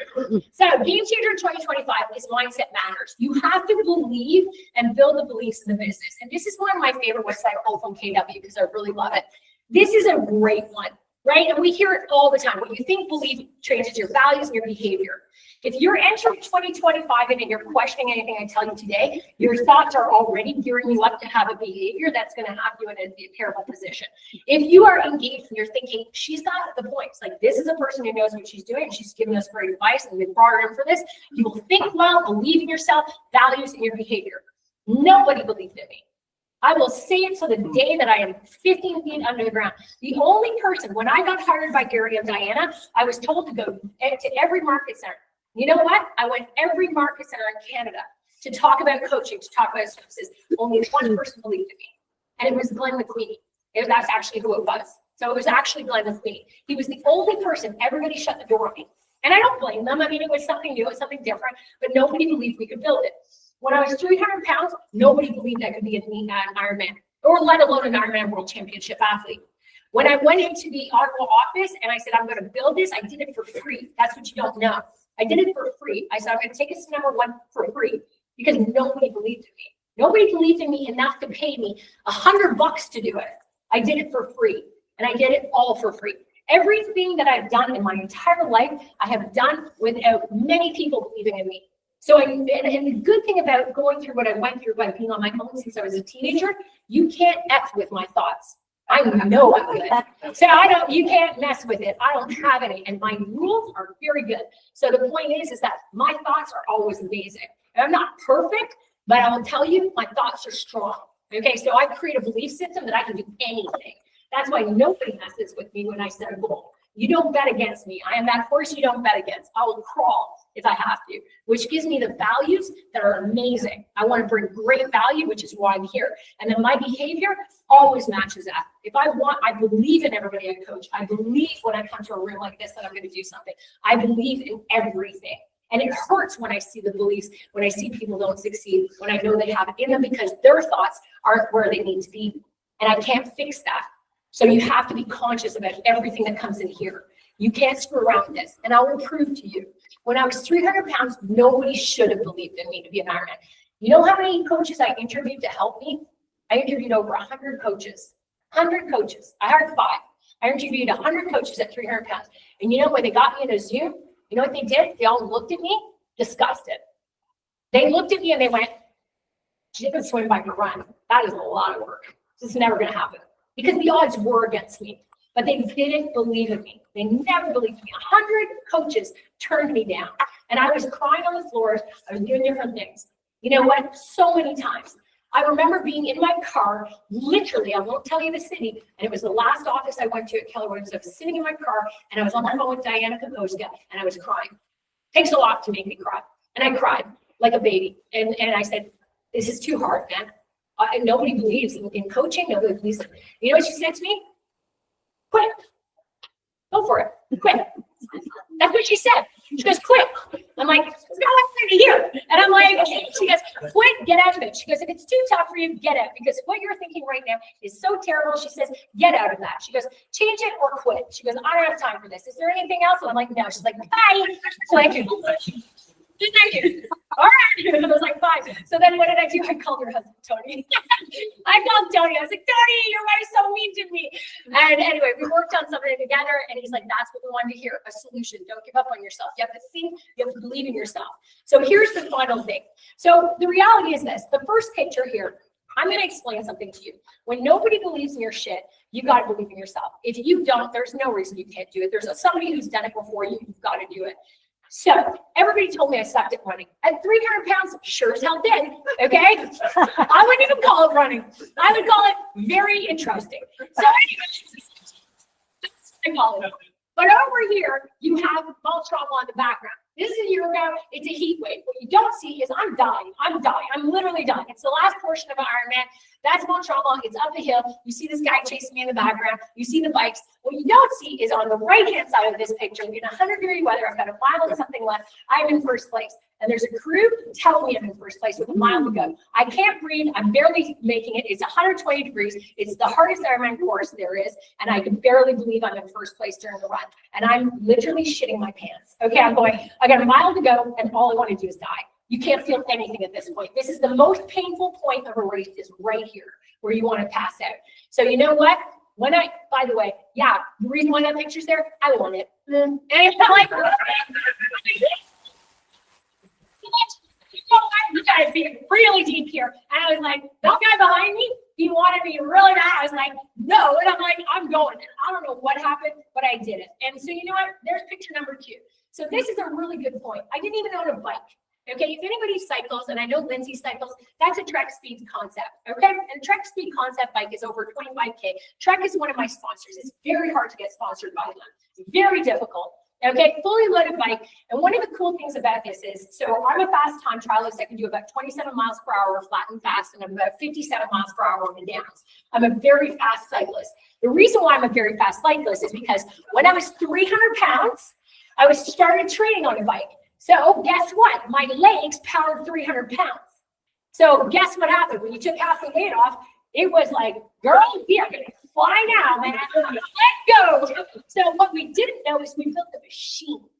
And the thing about you guys is this. You don't know what your machine looks like. You don't know yet, because nobody can predict that. It's up to you. But you may have stuff within you that you haven't even tapped into, and nobody can see it. My coaches didn't see it. Nobody saw it. And we built that machine, and we crushed it. And now I have quads and legs. You can't compete with that. It to me is like nothing. It's my favorite thing, cycling. I live, love, love, love it. So what you have inside of you, don't listen to anybody else. You are undiscovered so far. You don't know what you have until you test it really hard. So believe in yourself. And then the last one is when I wanted to go to Worlds. After I finished my first, second, third Ironman, I was like, I want to go to Worlds. Worlds is the number one. You have to be number one to get to Worlds. It is the best of the best. Nobody believed in me, and my own team didn't believe in me. They were like, good luck. We'll see how you do. Long story short, I secretly flew out. I don't know. There's an OP out in the West, and he was doing an Ironman out in BC, and I ended up surprising him because he's a good friend of mine. It was his first one. So I trained all secretly all winter, and I went to BC, and I ended up winning it, and it was a terrible race. I tried really hard, but I ended up winning it, and it ends up, that was me, and I sent that picture out just so you know, because I'm a little bit snotty sometimes. So anyway, what I did is, that's me in Finland last year in World Championship, because I made it, and big ass medal, and I sent it out to everybody who said I couldn't do it, and I was like, boom. And I'm like, that's all I put in the subject. I'm like, boom. So the thing is, and as we finish, the very last thing is that I want to leave you with something about anything is possible is the Ironman slogan. That's our slogan, and it's true. Anything is possible, because the stories and the things that you see are untapped. And the reason why I love this company and the reason why I love what I do is because I love seeing. I don't need to coach. I don't need to work. All I need to do is I need to see people believe in themselves and see that anything is possible, because anything really is possible. You're not alone. Okay, it's always possible if you believe in yourself and you take this here and you take it seriously, you will. When I did Tulsa, Oklahoma Ironman, and I did it in my first Ironman, I did it through COVID.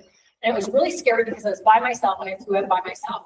And when I did it, I got injured. I punctured my stomach. Somebody fell on me in the bike rack area and they punctured my stomach. And so I couldn't drink or consume water or anything like that during the run. So I had to do a marathon, and they wanted me to pull off course because you can't do it without that.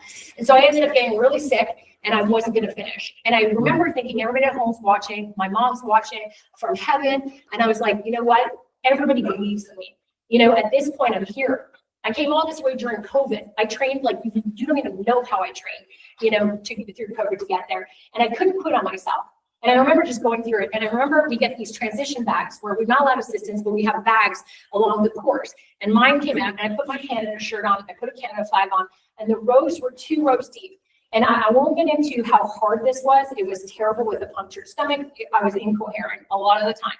And there were 6 rows deep on each side in Tulsa because it's a red state. They didn't believe in COVID. So it was a little scary too. Very scary. Okay, and I'm by myself. I'm obviously very injured, and I put on the stuff, and I didn't know, and I was like, I had just it was about a mile of people, 6 rows on the bar sides, and it was nighttime.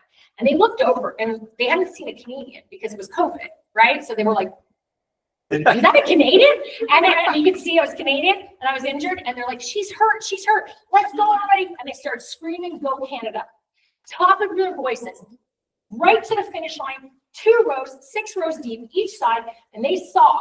And that's the difference of a community. That's the difference of culture. That's the difference of family. That's the difference of supporting each other, being kind to each other, and raising people up when they need you the most. And I remember going, and all I can hear is something took over me. And I was like, I only have a mile to go. And they screamed nonstop. You could hear it apparently all through Tulsa. Go Canada, go Canada, go Canada. And they raised me up like I've never seen. And when I crossed that finish line, which was right over here, when I crossed that finish line, it was nighttime, I crossed the finish line. And I remember there's a moment you have to chase in your life. And I've only experienced it once, and this is the only time I've experienced it. There's a moment where you know you belong somewhere, or you believe in yourself to the point where you should be somewhere, and you know that you're crossing that line, guys, and it's there, and you will not be the person you were ever again. You know that that person is yet to be discovered, or that moment you've been chasing your whole life, personally or professionally, is done. And I remember looking up before, and I looked up just before the finish line, and there is a picture somewhere about that, and I looked up, and I literally, I could see the 300-pound version of me. I saw her, and she was like, "Tick, girl, you're done. I will never see you again. This is it. You have to say goodbye to me if you want to be this person." And I was ready. I was like, "You gave me everything. You took me through the most impressive and amazing parts of my life, and the pain of losing my family and homelessness and everything I've been through." And I looked up and I saw her, and she was like, "Thank you." And I was like, "Thank you." And I'm like, I'll never see her again. And I knew it, and I saw her, and I could feel it. And I looked ahead, and I was like, I could see my mom, I could see my family, and they were like, "Girl, you did it. You were challenged like you were never challenged before." And some of you go through stuff and you hide it, or you don't believe in yourself. And the reason I came back here today is to say, there are so many things that are waiting for you. If you don't give everything you've got, you will sit back at some point in your life and go, "What happened? Why didn't I do it?" Don't hold back this year. I want to hear stories from Keller Williams Energy. I want to hear things coming from Jacob saying what you're doing. I want you to lean into what he's got coming for you. And I want you to take this year, and I want it to be the best year. I want you to believe anything is possible this year. And I want to hear the freaking stories. So give me that. So thank you.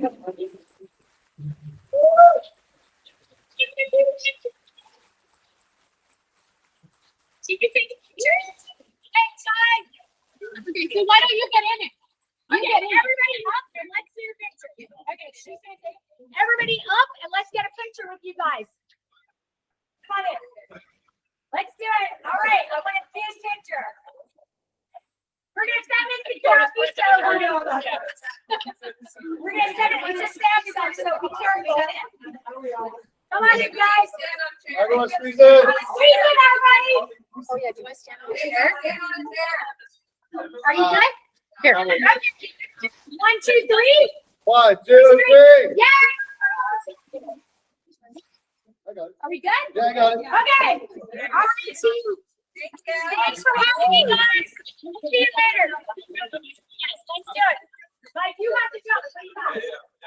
Good. Sorry. I don't want to tell it an official way because that was the delayed one. Let's do it. You take a little breather for everybody. Yeah, I think we should tell people we're going to start in 5 minutes. I got you. I can send it to you. Thank you. Awesome. Please do take all the pictures. Anyway, good. Oh, you're so sweet. Thank you so much. I want to take that again, Mary-Anne. I think I put it all now. Thank you so much. Oh my gosh.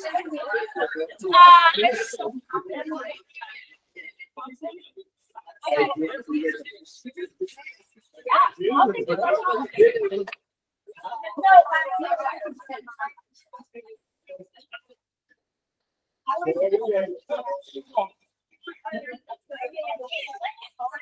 Okay, that's the best photo. How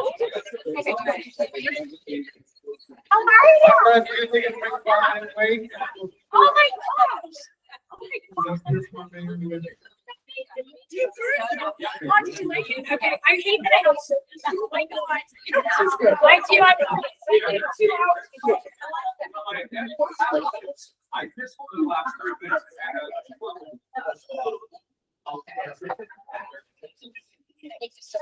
I'm gonna send you guys. Okay? Hey girl, you're so welcome. Yeah, but I downloaded it, so then you should do. Yeah. Oh, sure. Well, then reach out to us. Yeah, just reach out. I'll give you my number. You're so welcome. Let's take pictures. Yeah, let's get ready.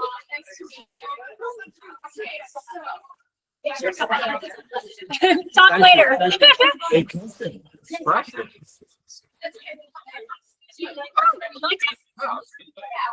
Riding your coach? I didn't actually know your backstory. I know we talked about it here and there, but. Kind of amazing. It's very hard for you to talk about sometimes.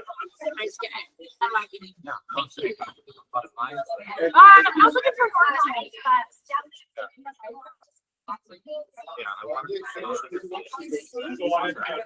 she knows all these things that don't ever make any sense to her, because she knows. You'll never get it from me. Okay, I do have to run. I'm supposed to be in Cambridge. Oh, you're so sweet. Thank you. You're like, she's fucking nuts. So let's do a shot. I'm just blown away. I love sending these to my team. Well, you never see any. You better All for sure. Yeah, let's do it.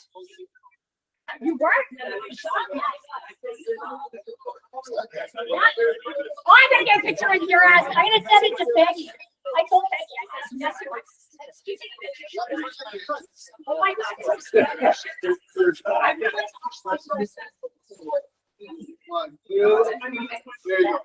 So back then, I really went to Oshkosh, billboard, bus, showing it everywhere. Everywhere. It works so good. We have to talk. Yes, I would love to. No, I gotta get yeah.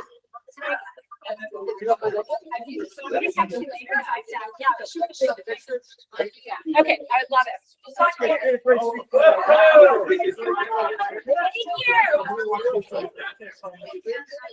Yeah, you're allowed to do it. You're allowed to do it. I'll help. Yes. Okay, before I go, yes.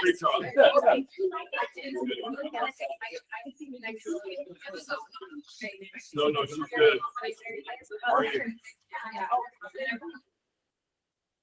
Oh, and I can't believe you even hung it. I know. You're not even. Isn't that crazy? Okay, I don't know if I got a picture of you. Let's do it. Oh my God. Like I said, I'm like setting all these. I loved it. You liked it, yeah?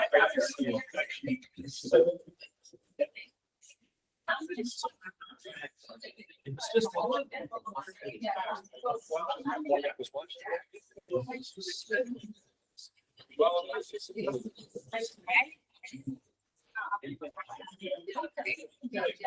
Anytime I can, I just want you guys to like stick me. So wherever I can do. Just share it. You know, I share with everybody. Like, we need to do more of this. Anything you do, I love. Yeah, I'm listening.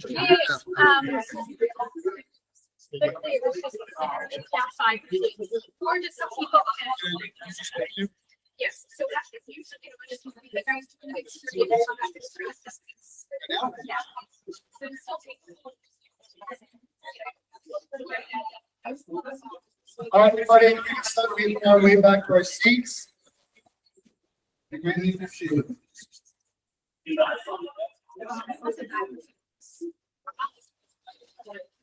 gonna.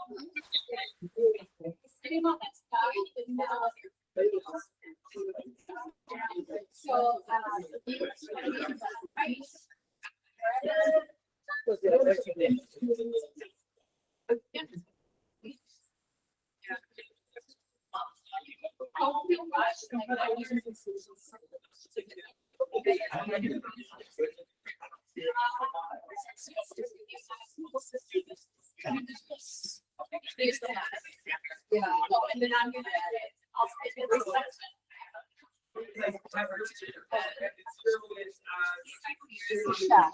I have time to watch. It's already ready to go. And then when I come back, I can take it. Thank you.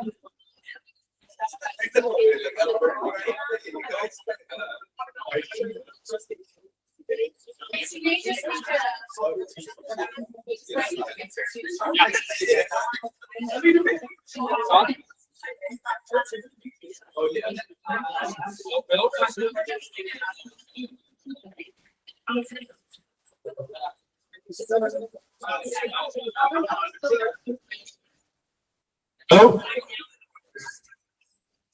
Okay, everyone, we'll ask you all to take your seats, and we will commence with the rest of the morning and afternoon here.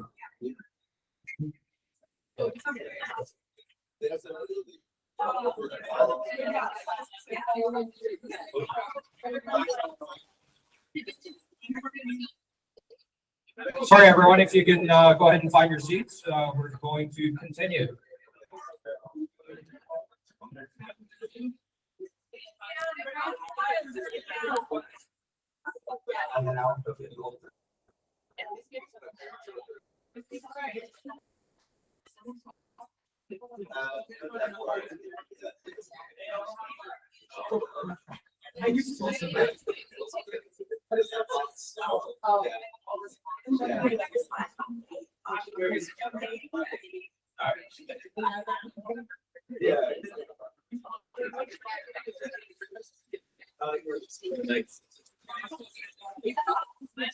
My office.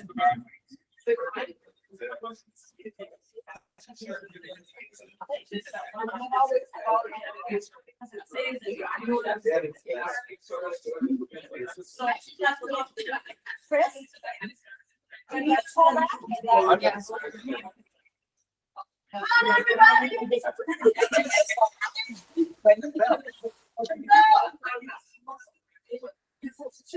All right, everyone, if you can take your seats, we are going to continue with our program here this morning.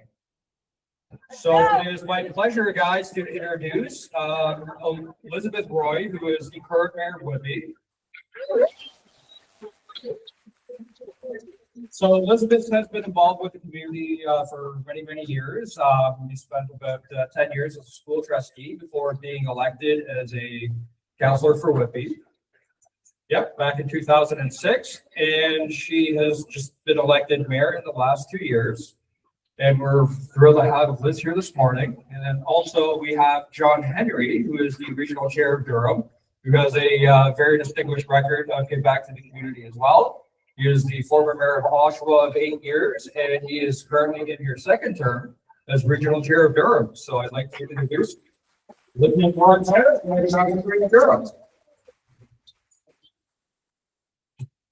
Well, good morning, and as we're going into good afternoon, this presentation will be a PG presentation. I hear there was F-bombs dropped this morning.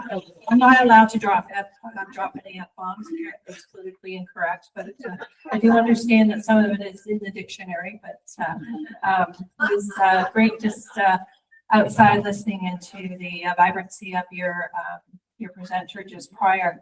I'm here with John Taylor, JT, who is one of our senior planners at the town of Whitby, and it's my absolute pleasure to be here to be speaking to you because I truly believe that as realtors of our community, that it's important for you to understand what is happening within our community and that we are a great resource for you to be a partner. And I have had many of you, and I know many of you within the room here, and whether it's been as a neighbor or as a lacrosse parent or even as hockey parents or as even coaches of my own children, that it is great to have that connection and the coming together. But one of the things that over the years, even as a counselor, that was sharing with what is happening within the community. I know it's very important for you to have that knowledge base as you're doing your sales. And I have had individuals who have reached out as they are in the midst of a sale of what school district is this? What's the potential of what's going to be happening behind my home?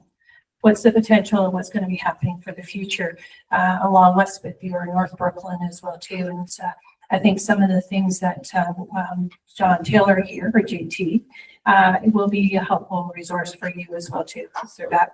But at the town council, and I think as we are looking not only for myself as being the mayor for the town of Whitby, I also sit at the regional council, and our chair, John Henry, will share some of the things that are happening at the regional level. I think it's important for you to know a little bit about what's happening in Whitby. And so we have had a very productive year, especially in the past year, where we have received quite a bit of funding towards housing, which for you is important as well too. And we saw in 2024 where we received $24.9 million from the federal government for the Housing Accelerator Fund, which in many cases, I know I've had conversations about the secondary units, multiple units going to 4 units on spaces throughout, and I know that that will be something that will be presented today as well too in our downtown, because we're looking at residential growth and development and intensification, and you've seen the new opening of on the old fire hall site with the Brookfield build that is there. There's more applications that are coming in around that site that are replicating what the Brookfield development has put into place. So it's looking at bringing people into place to give supports for our downtown. But we set aside $2.5 million specifically to encourage residential development within our downtown. We've also seen, because the province of Ontario, they put the Building Faster Fund, and 2 years ago we made a commitment of by 2031 that there would be a build of 18,000 more units across the town of Whitby and into Brooklyn. And within each year, as we reached our targets, and it's not been an easy year to reach targets, because I don't know if many of you know that we were having an issue of not actually having electricity supply within Brooklyn. So the new growth that was to come within Brooklyn, well, we have our official plan. We actually didn't have electricity. We only just finalized that agreement with the Lexicon and the ability to build up the infrastructure for that in November of 2024. So hopefully we'll start seeing some building permits to be pulled for those who are specifically along Ashburn, and even where the new Longos is that whole area there. There's a shortage of supply for electricity. So we're working very closely to have that addressed. One of the things that I'm going to say that I'm very proud about is that we also not only have to look at the supply of housing for all of us, that's the affordability is there, but it's those who do not have the ability for the affordability. We have 2 plots of land within the downtown, and if you were downtown in the location around the beer store, we have donated to Habitat for Humanity 2 spots to have 2 habitat builds. This is the first build of Habitat for Humanity within Whitby that is going to take place. You'll be seeing in the springtime of March 2025, where Habitat will be coming into our community to start having some consultation with the community as to what that's going to look like. It could be a prefab build, but we know that the intent is to have this built by 2026, which is a very aggressive build for them as well too. So we're very hopeful and positive, and I think as partners in the community, this is something great that you can be a part of as well too. And then as we look at the density, and we're looking at towards 18,000 new homes, we have given a lot of concentration towards the waterfront. Part of my platform for the town of Whitby when I ran in 2022 for mayor is the attention to our waterfront and a place that can bring people together.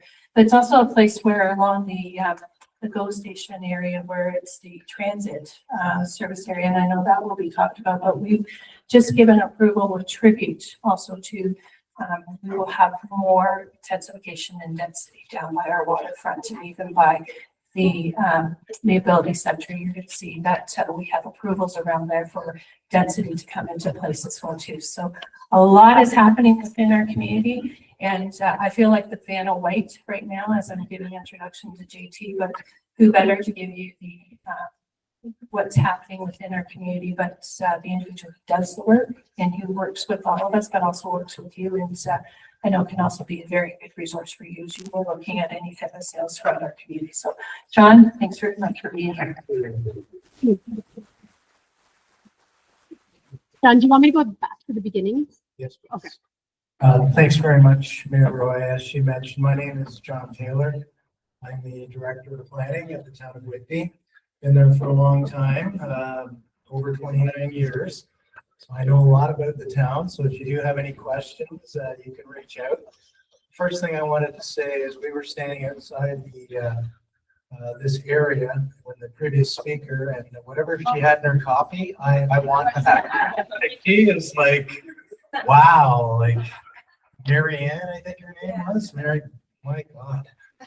Whatever she had, I need. I heard she's a triathlon and participant, but boy, she's got a lot of energy. So if you're going to change your name, you might want to add her name at the end and replace the word energy with her name. But anyway, I'll try to be as vibrant as she was. And I've never seen so many people take selfies with a presenter. I've never had that. You asked them.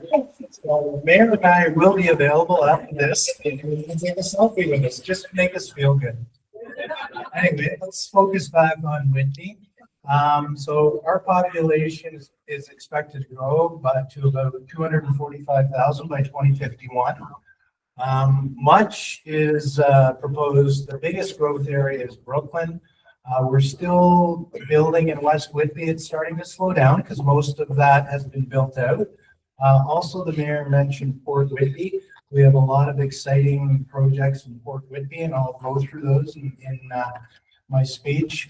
Right now, in the last year, of all our permits, because it has been slow, and I know you know better than anyone, new builds have been slow, but our biggest permitting is for accessory dwelling units, basement apartments, or separate ones. So right now they occupied half of our building permits. So really low on our end. And one of the reasons is we don't have full electricity in Brooklyn, but the town has partnered with the Lexicon and we've come up to an agreement to put a new transformer station. So hopefully we're going to unlock those residential units. Next slide, please. Okay. I think next slide. I think that was the same one. So Brooklyn's right now, it's about 35,000 residents. It's expected to grow to over 80,000 by 2051. So that's huge. So most of this growth is going to be in greenfields, but we also do have some intensification areas where you'll have some intensification in Brooklyn. In Brooklyn, intensification is anything over a bungalow. I found over the years, a lot of people don't like the mid-rise or the high-rise, but it will come to Brooklyn, and hopefully it'll be adopted by the residents there. When you say greenlands, are you referring to protected land? No, sorry, no, I don't want to get mixed up in the green belt. Greenlands are just farmers' fields that are in the urban boundary. So thank you. Yeah, I didn't want a news flash going out that Whitby's going into the green belt. So we're currently processing over 25 plans of subdivision in Brooklyn. Next slide, please. Everything in red, the dark red outline is kind of what's existing today. Everything you see in light yellow, dark yellow, blue, that is where our growth is going to take place. So you can see, like at 35,000 there, if you just project all the way up to Raleigh Road and across, that's major growth. Next slide, please. And here I've just identified in the middle area where you don't see much red is the current village of Brooklyn. where you see all of the red with numbers associated, those are applications. A lot of them have been approved already, but they're waiting for some energy allocation. So once we have, and those are really more on the north end, needs the energy, and a little bit to the east. Next slide, please. This is West Whitby. This is kind of bounded by Thermia Spa on the east, and then all the way down to Highway 401. So this has been built up a lot in the last few years. This was had 66% of all our permits were in West Whitby. So it's getting to capacity. I could fill some vacant land, but some of that is for high rise. And what we're finding is that the high rise is it's getting promoted more down by Port Whitby. Who wouldn't want, if you had your option of something in Midtown or something by the water, what would you rather choose? So the high rise down in Port Whitby seems to be moving, but a high rise in West Whitby and other areas of the town, unless it's for a seniors complex, is not really moving right now. Okay, next slide, please. Okay, that blue area you see is what we call a protected major transit station area. It's a long name, but basically what it is, it's where the province and the region wanted to increase density, and it's always based around major transit stations. In this case, it's GO Transit. So council just passed some new bylaws and OPAs to allow higher heights to buildings in this area. So as the mayor had mentioned, Tribute Communities is building a complex close to 2,000 units. They're in for phase 1 right now, 32-story building. Brookfield Homes has got approval, but they haven't moved forward yet. They're trying to sort out some infrastructure costs. Next slide, please.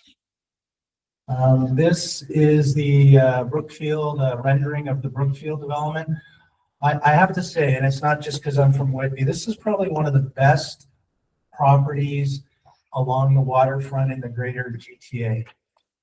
The town has done a great job of buying and owning private property along the waterfront. This is one of the only pieces that sits right on the waterfront. It's going to be gorgeous when it goes in, but it's right by the Whitby Marina. You'll probably be able to see Rochester on a clear day. This site will be awesome when it gets going. Next slide, please. Back up one. Okay, this is the Tribute development that Mayor Roy was talking about. So they just got approval for, again, a number of units, over 1,600. And Tribute, as part of the negotiation, did say that they would like to provide some affordable housing through Habitat for Humanity. So some of the units, not a lot, because they have to make their pro forma work. Some of the units they'll be working with Habitat to incorporate into this development. There'll be some retail on the bottom as well. So this is going to be an exciting area. Port Whitby is nice now, but it'll be really vibrant and exciting in a few years. Next slide, please. This is Carterra development. This is an 18-story with a number of 5-story buildings. That picture is just taken a couple of days ago. We did have height limits of 12 stories years ago in the Port Whitby area. So this was the first one that kind of breached that at 18 stories. A little bit of pushback, but it's a good development. I will tell you that there's been some struggles with occupancy. The developer wants people to move in so they can close and get their money, but they haven't finished all the some of the internals they have to clean up on. So we've been asked as a municipality to investigate that, and we can only prevent occupancy if it doesn't meet code. So everything they've done meets code, but there's still some wires and painting that they have to do. So we've had a little pushback from the residents, but that's pretty close to completion. Next slide, please. This is a massive development by The Cortel Group, Nord Eagle, it's right across from, if you know where the Ability Center in Iroquois Park is. So they're in 7,034 residential units in this block. Now, that will take a long time to build out, but they are in for phase one, which is, I believe, one high rise.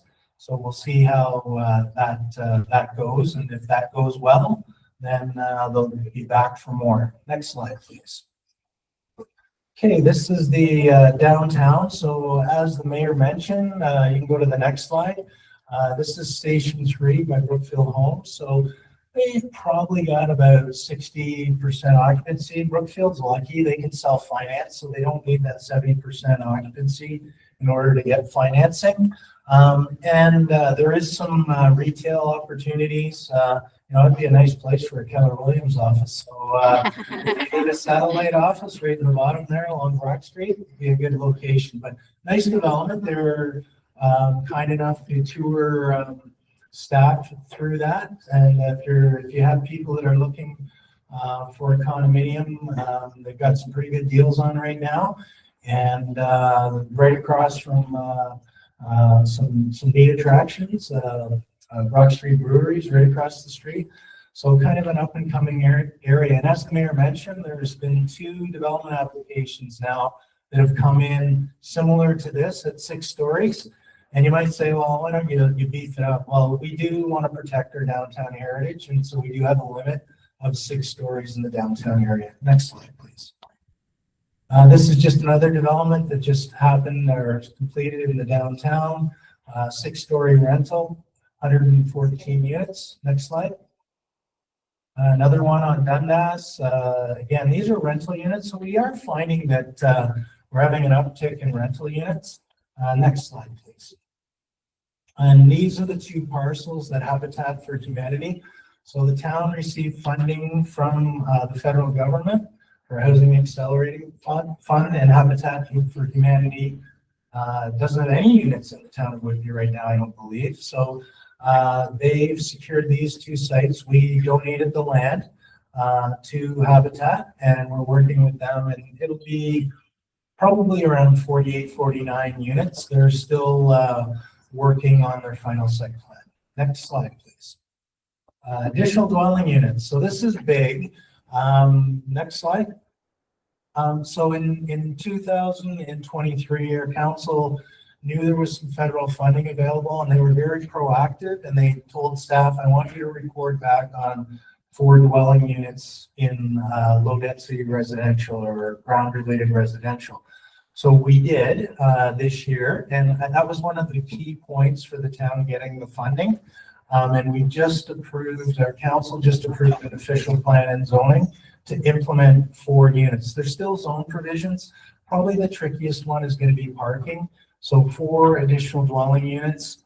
If you wanted to do 4 units, you would have to provide 5 parking spaces. So it's always 2 for the main dwelling, and for each additional dwelling unit in the basement or wherever you want it, or if you want it in the rear, you need 1 additional parking space. Next slide, please. So that's just some examples. Those haven't been built in Whitby, but we've seen a huge uptake on basement and within the existing dwelling on the ADUs, but it hasn't been huge on the separate ones. And why is that? I love talking to people that are interested, and they've come back and they said it's just very expensive to build a separate ADU in your rear yard. They're talking anywhere from $350,000 to $550,000 depending on the finishings, and you have to connect to your own services. So it's not cheap to do it. So your ROI on that, if you're just using it as an investment, it's going to take you a long time to recoup. It's a lot easier to do something in the basement, a lot cheaper, and you can get the same sort of rents. That's what I'm finding anyway. We've probably had 8 out of the 350 ADU permits that we've issued.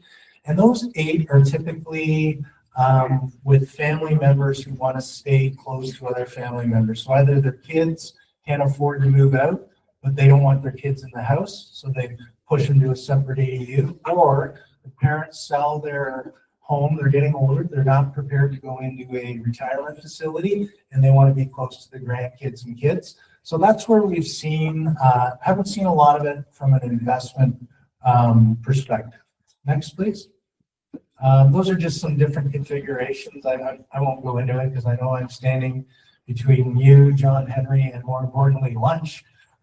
So we'll just carry on to the next one. If you have any questions, you can ask me. I always have to plug the hospital in Whitby, so that's this green dot here. So the mayor did have an advocacy plan for the province to get the ball rolling, so to speak. So that was successful, and the province did provide Lakeridge Health with a planning grant fund to do some of the planning.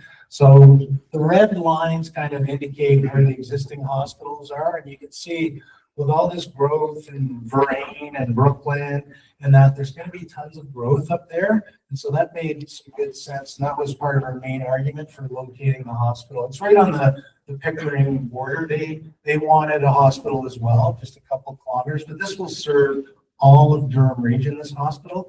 And it's the only acute care hospital between Toronto and Kingston. So if you see those orange helicopters go by, they'll have once this is built, they'll have an opportunity. Yep. So the success of that hospital going in the Whitby Mayor report, is that the one that's in district north is not going in? I don't know. I think there's additions that are happening, but I don't think any new hospitals in that area. So just, I'm gonna help to clarify that as well too. So the Simcoe Street North one, are you talking about the existing Lakeridge Health? No. So you're talking about their bid. So their bid, that was part of their bid.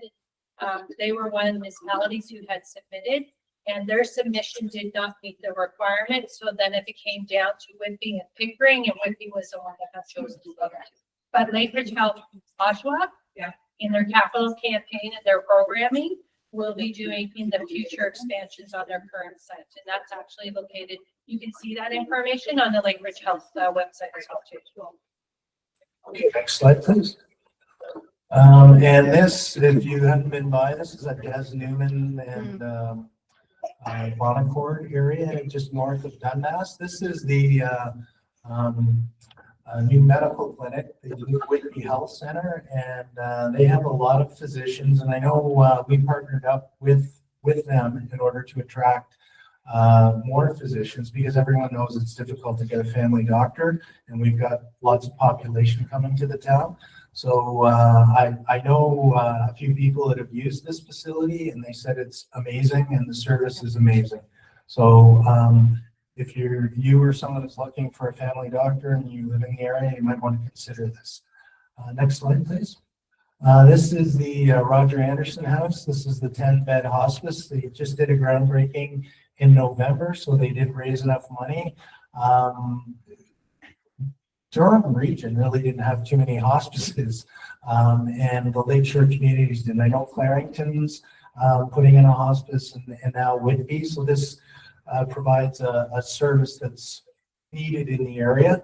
So we look at this as a positive. And this was another town initiative that we partnered with VON at the time and came up with this. So this will be, it's a beautiful setting. So it's, you know, if there is a place to pass away peacefully, this is a beautiful area to do it. I hope none of you have to use it soon, but if you do, I think it'll be great. So a good addition to the town. Next slide, please.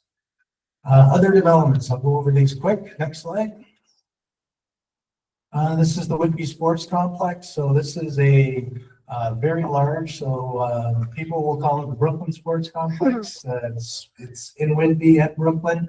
And it's going to have a couple of ice arenas, a pool that was demanded by the residents of Brooklyn, and a lot of other neat things, probably pickleball courts and things like that. Yep. Oh, this is at Baldwin and just south of the 407. And yeah, it's sort of south of Longos. Longos is on the north side of 407. This is on the south side, and there's also a Mazda distribution center that's just south of this. But you'll see it. A lot of the steel structure is up now. So that's going to be exciting. I think that's supposed to open in 2026. Yeah, 2026. So you might be going there if you have kids or you're playing pickup hockey or swimming, but, or pickleball. Okay, next slide, please. This is Wellings of Whitby. This is just being occupied now. I think they're occupying 8 floors. This is in the, I call it the Farm Boy Plaza at Taunton and Garden. And so there's lots of still some opportunities to rent, and this is geared to 55 plus, but it does give you the opportunity to have a meal card as well in that rent. So if you don't feel like, if you're not a good cook, you can go down and do that. But we planning with council support integrated this into a plaza. And we think this is something that will probably take off. It's just great. You have people that are 55 and over. They can walk to LA Fitness. They can walk to Farm Boy, Winners, Home Sense. Everything is in that plaza. So we made a little pushback at the beginning, but I think now everyone appreciates that development. Next slide, please. And I always like to end with the spa. I just love promoting the spa. I've never been there. I've walked to it, but I've never been there. It's amazing. There you go. So anyway, that's the way I want to finish my presentation. And I'm available for questions after or now, I guess. Go ahead. Okay, and let's assume, and I don't know if this is going on, 2 adults per unit. That's 36,000 people coming into the Whitby area. Who's the major employers that are moving in possibly or not? We have a lot of employers, like you're talking like How will people be able to live in those homes? yeah, and work. No major employment. Yeah, I will hand that over to the regional chair.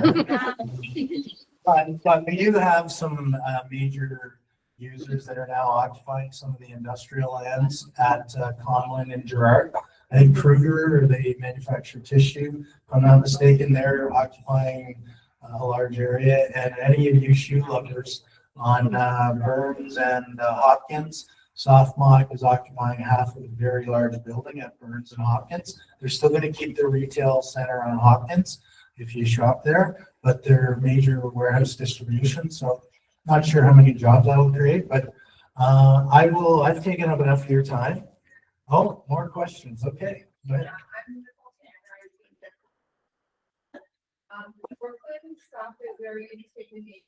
I know that one of the greatest demands that I have, like on call, with the hospital being built and as well, just all the residential development, there is such a shortage in commercial units for professionals and other business owners who want to serve that population. I have a lot of clinicians looking to relocate to the Brooklyn area, and there's just zero inventory to show them. Aside from the new developments that are $50 per square foot for us to rent, so that's a little bit unachievable for most business owners.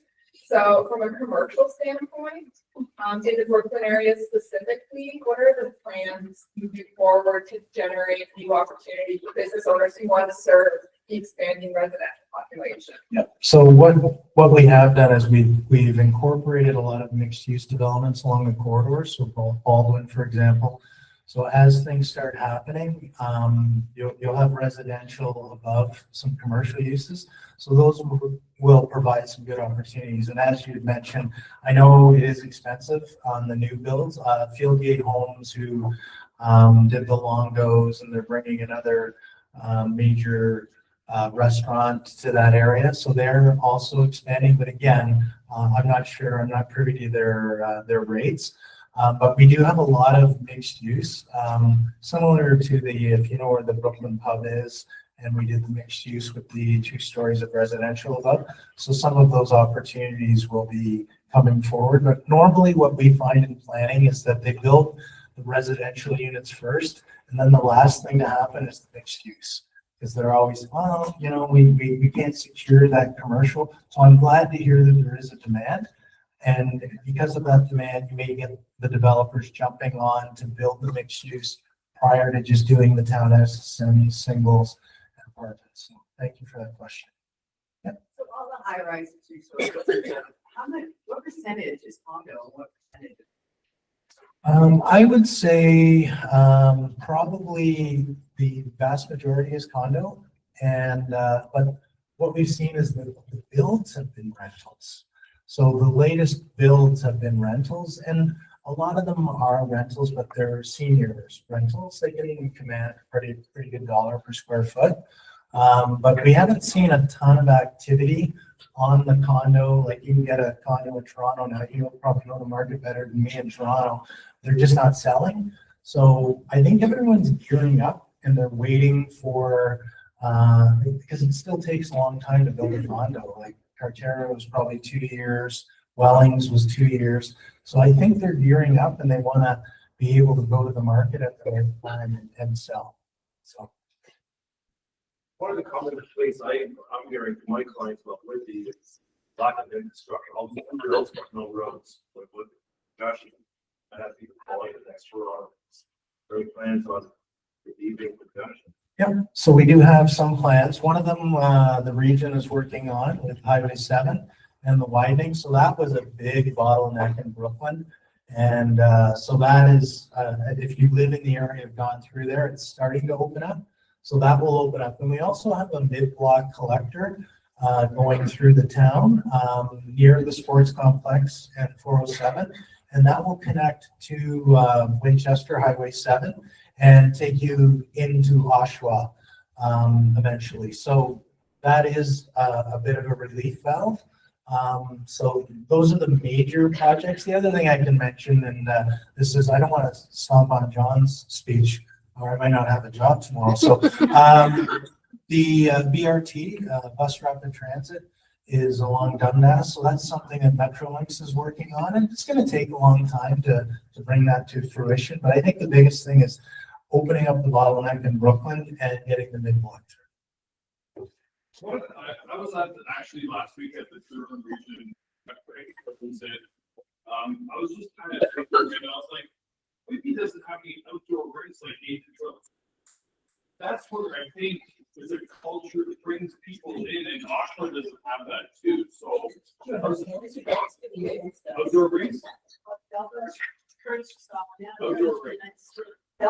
Okay. Yeah, that's a good question. We did have outdoor rinks, and then times are tough.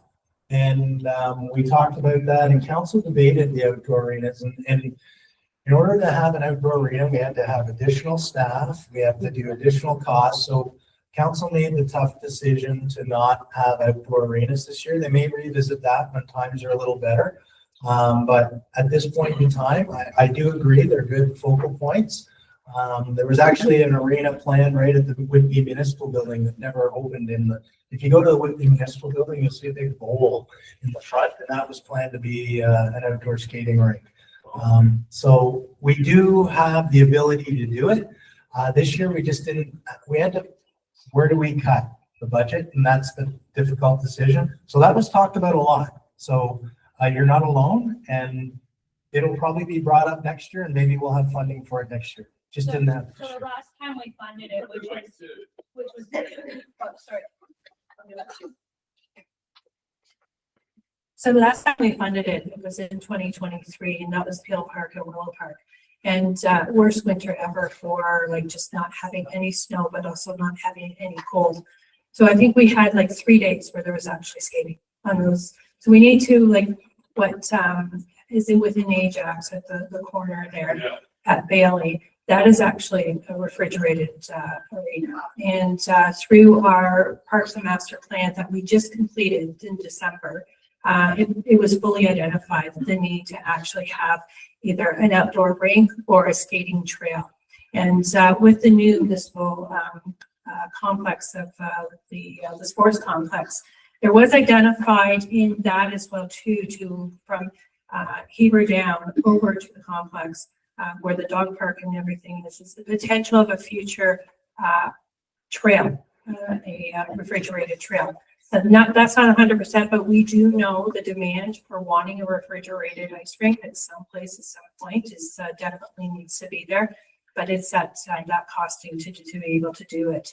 And like even this past weekend, I'm getting tagged on Facebook. It's like, we're here at Carroll Park and there's no rink. And it's like, well, we didn't have any ice last year because there was no like cold days as well too. But the demand for outdoor recreation is huge, and we can get that shared to you as realtors as well too, is to know what is concentrated on, especially as now we're becoming a very diverse community. Cricket is a huge demand for fields, and the cricket fields that we have are for the softball, but the hardball needs a lot larger, and we were actually looking at negotiations with some lands in the north to potentially expand and have larger field sports as well too. Okay, go ahead. Hi, so getting back to the crime frame in the area, I run a Durham Region Association, and I just heard about the recent bylaw that you guys passed, the rental unit renovation bylaw and renovation license program. We didn't pass the bylaw. It's just open for discussion. The staff have been doing investigation because Hamilton did pass it, but they had the staff up. It's, I can't remember, 3 million dollars, 27 new staff. We don't have that capacity. So we're going to be investigating it, and we'll be reporting back to council to make a decision. It's, yeah. Because we feel that it shouldn't discourage.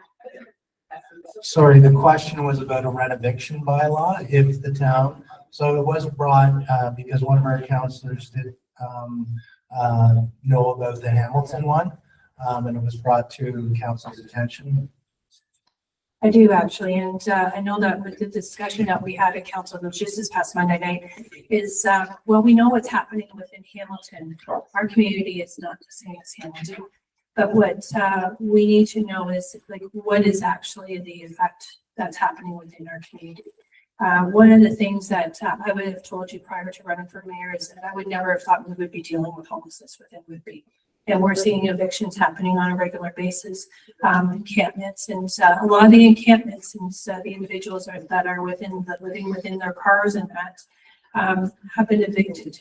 And I have had in the past, I've had real estate agents contact because of seniors being evicted from their places, and it's like, can we help out of social services to be able to accommodate and get support as well too. So will it go forward as a bylaw? I don't think so.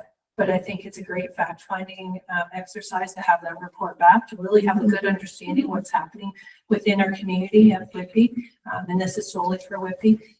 We don't have the resources at this present time to be able to expand it to what Hamilton is doing. I think in the interest of time, we really want to hear John. Yeah, hear John speak. It's obvious that we love hearing from you. I think that. Oh, well, we'll turn it over to John. And John has to go actually We too. can have you back another time for Q&As, because obviously you've got a lot of value to share. But we can get John out now. Absolutely. So good afternoon. Oh my goodness, I was here for the previous presentation. Good afternoon. And you know what, I'm joined today with Mark Sheriff from my office, and it's great to be here with Mayor Roy. We started our morning together at Ontario Shores on the work that they're doing. And I want to recognize the great work that Mayor Roy does and her team, because it wasn't for their effort, we wouldn't have the additional hospice at Whitby, and we wouldn't have the new hospital that will be built at Whitby. Hopefully, the process will start sooner than later. And I'm excited to be here this morning because, like you, I'm a salesman. I grew up in the sales world, and when I left that and became the mayor and now the chair, my job is to sell my community, but I don't have to sell it. You live in the fastest growing region in the province of Ontario, the energy capital of Canada. That's a really important thing, because when you talk about attracting jobs, we're attracting some of the largest companies in Canada, the Durham Region. So just over here around the corner, we have Martin Brower, the distribution center for McDonald's just opened, Black Talus, if you eat Black Diamond cheese. If you go over to Pickering, there's the Wonder Bread brand. Their new bakery is being built.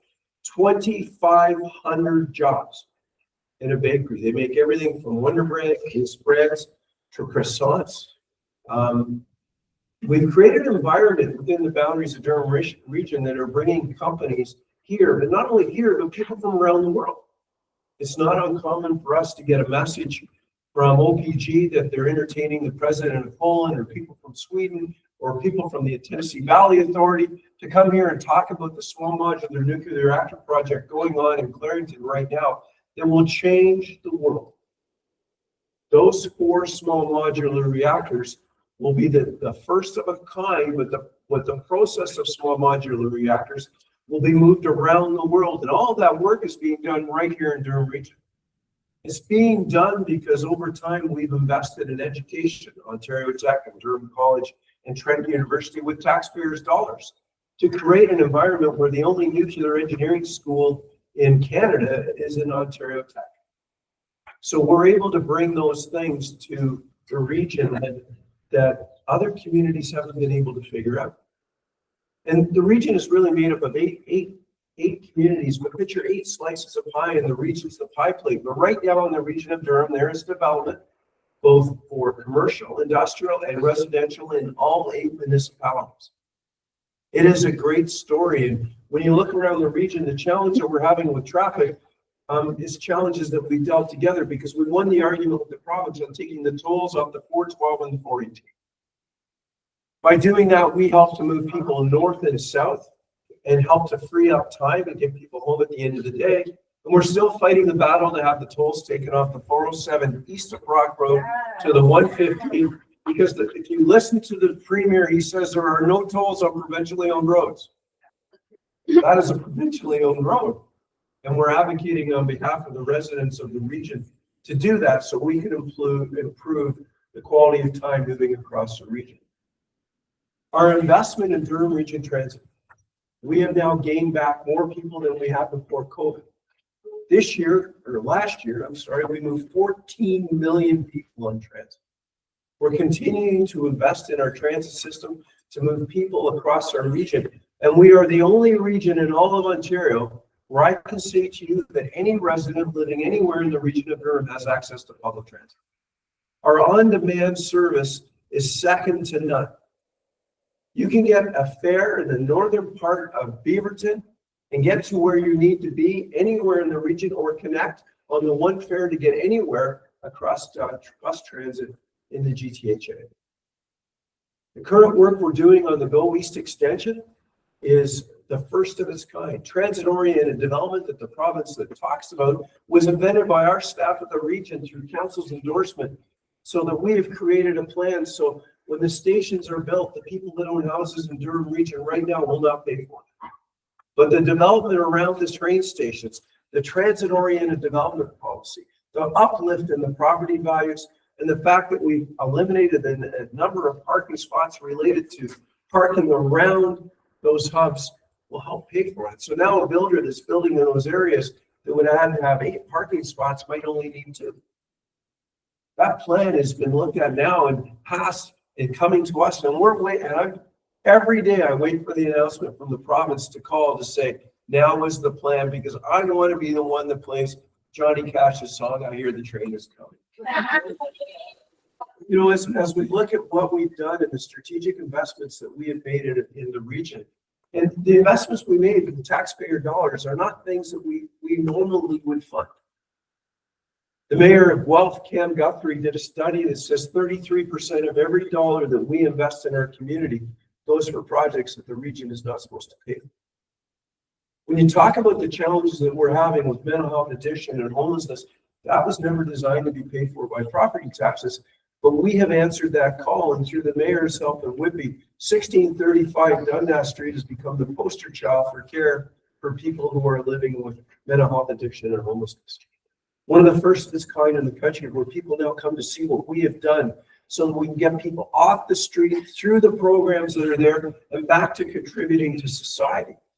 We've just opened another one in Beaverton, and while they're incredibly controversial, do you know that 1635 Dundas Street has been open for a year? Have you heard anything about it? The challenges we're having about competing with the province's desire to build more homes faster without the conversation of all the other things related to building more homes faster. You know, I agree, we need housing. and we're doing our best. But when you talk about housing, you have to talk about infrastructure. You have to talk about wastewater and drinking water. You have to talk about public transit. And most importantly, you have to talk about hospitals. Because you can't double the population of the region of Durham by 2051 if you don't maximize the care needed for the residents in the region of Durham. When your child is sick, you have the right to go to a hospital. There should be one. So all of this has to go in partnership. And we are working very hard, council, the mayors, the individual municipalities, to do this. And when something comes along that's not working, we find a way to do it. So you are owners of a small but powerful corporation called Durham OneNet. Have you ever heard of it? It's a great story because in municipalities in Durham Region that didn't have broadband, we built a municipal service corporation owned by you. It's called Durham OneNet, and we're bringing fiber to the rural communities of Durham Region, all of the rural communities of Durham Region, and you own it. We're ahead of time, we're ahead of budget, we're on budget, and we're making it happen as we speak, and you've never heard of it. But Rogers and Bell did not want to service those communities, so we have. It's an amazing story that in times of challenges that we are finding a ways to navigate the system in the region, because most of all our residents deserve it. And you guys, I gotta say thank you. I don't recognize all of you without your winter parka standing outside behind a turkey or a truck full of turkeys. But I know all of you do more than just sell homes. You're ambassadors for our communities. You help those in need. And when you have a new person that comes into the region of Durham and you're trying to sell them on our region, and they say Durham is not the place it should be, I can tell you that Durham is the place they should. You know, find another community our size that has 4 universities within the boundaries of your region and a community college. And right now, for those who are having problems finding doctors, we found a way to solve that too. We have a partnership with Queen's University funded by Lake Ridge Health, the region, and Queen's. And we have 20 new doctors coming into medical school here in Durham Region every year. And right now, we're in our second cohort. We now have 40, and in 6 years when they graduate, we will have 20 new doctors graduating into our community each and every year till the program ends, which I hope is never. But for us, Liz and I, it's always about thinking outside of the box to try to make things work and to find other pathways to work. And the other part is we do not want to drive people out of their homes for the cost of property. So I sometimes don't have filters, and I'm going to let you ask pretty much any question about anything today that relates to what's going on south of the border or what's going on with government here today. But you guys are our partners. As we sell our community to our residents and we try to make it affordable and a place to live, and we're proving that. You don't double your population from 240,000 people to time today to 750,000 people in 50 years from not doing the right things. And for those of us that grew up here and were born here, our best days are ahead of us. I always talk about when Ars McLaughlin decided to get a building permit to build the McLaughlin Carriage Company. That was a big day. When General Motors become General Motors, what you saw after the McLaughlin Buick Company, that was that day. But nuclear energy is going to change the world, and all of that is happening in the Durham region. For a young person today, and for your kids still in school, their opportunity to have what we had, to live in a community where you have a living wage that allows you to buy a home and raise your family, those jobs are here now. And it's an exciting time. Whether you're in advanced manufacturing, nuclear engineering, healthcare, or in the real estate business. You help us sell this community, and I truly believe in it. And I'll tell you, and I'll say this, and many of you in the room know me personally. If you have somebody that says, I'm not interested in Durham, some of you have my phone number, you can find it. You call me. And I'll tell you why Durham is a great place to live and why the opportunity to raise your families with backyards and an effective transportation system in a community that's going to have access to Toronto where you may not need a car. You may be able to live in a purpose-built community around a train station that will allow you to have that dream of home ownership Because owning a home and owning a car are a challenge in today's society. But everybody can use transit, and when you need to do something, Uber is always available. You can rent a car. And the great part about Durham Region is effective delivery of groceries, which makes a difference too. So I'm sorry, I wish I had more time, and I'm excited that I've had an opportunity to come and share you the successes of the story within the region and all that is going on to make it a better place than it was yesterday. The Durham Region's always been a great place to live. And now I'll take any question. And I'm ready. I'm wondering if there's a correlation between the Oshawa here and the construction of all the warehouses off of the Oshawa border. We can't help but notice an abundance of new warehouses there. Is it having to do with the improvements of the Oshawa pier, making it more accessible for Oshawa to receive their product? So, I mean, the question of the port and the economic development, there's a couple things that need to be know. One is when, years ago, while I was the mayor of Oshawa, we ran heavy rail into the port. So our port can service anywhere in North America from a ship by rail. And that was something that didn't exist, and it is in place now.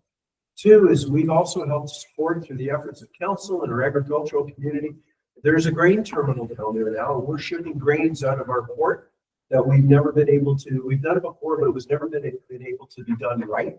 So we're moving grains for our agricultural community, which gives our farmers a benefit that they never have.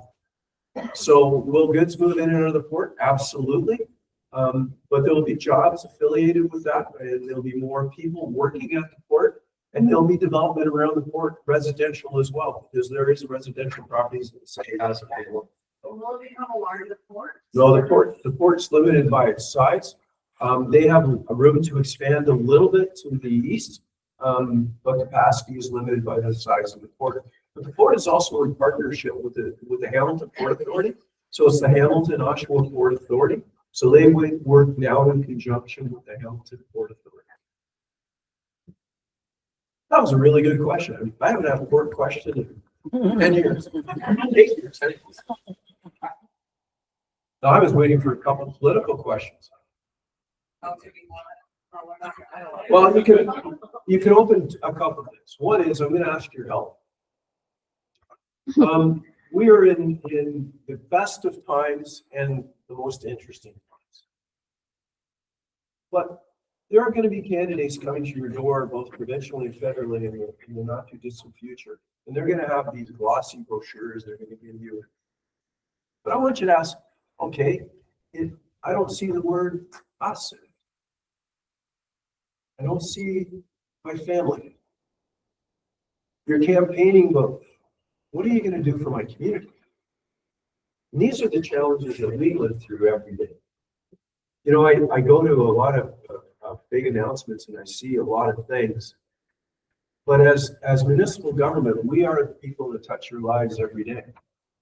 Everything that you did this morning when you got up relates to you, the work that the mayor does and the work that the region does. We've got probably 8,000 municipal employees every day that make sure you have safe drinking water and that your roads are plowed. And by the way, this is the first time I've ever been able to talk to my wife who lives in Myrtle Beach when the weather's cold, and so I heard the weather in Durham's better than there. It made me feel really good this morning that we don't have any snow. It's snowing right now. But take the opportunity to use your association and your individual voices to say, where's the support for mental health, addiction, and homelessness? If mental health and addiction and homelessness is a crisis in Canada, in every community in this country, then why isn't it called a crisis funded appropriately? If transit is an issue and a desire, why isn't transit funded appropriately?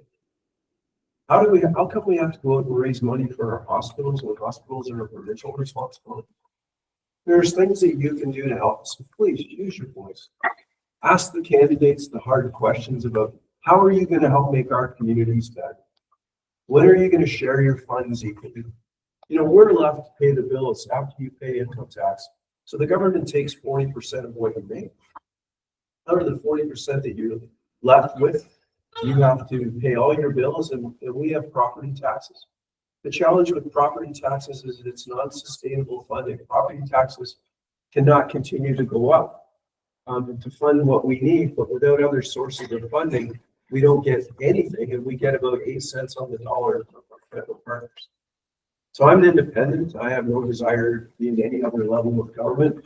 Most of them don't talk to me now anyways. Because when you advocate for things like mental health, addiction, and homelessness, they don't want to talk to us.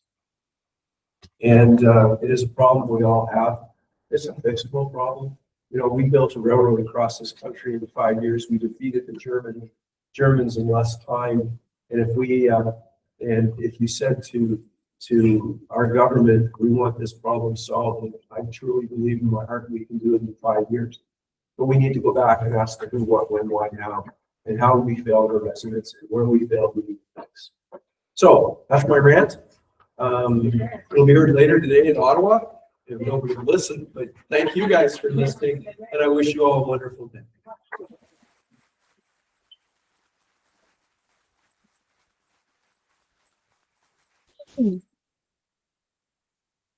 So on behalf of our staff here and the entire brokerage, I just want to thank you all for coming today. John, Liz, and Doug. So this is a small token of our appreciation for coming today. Will we come back? Yes. I am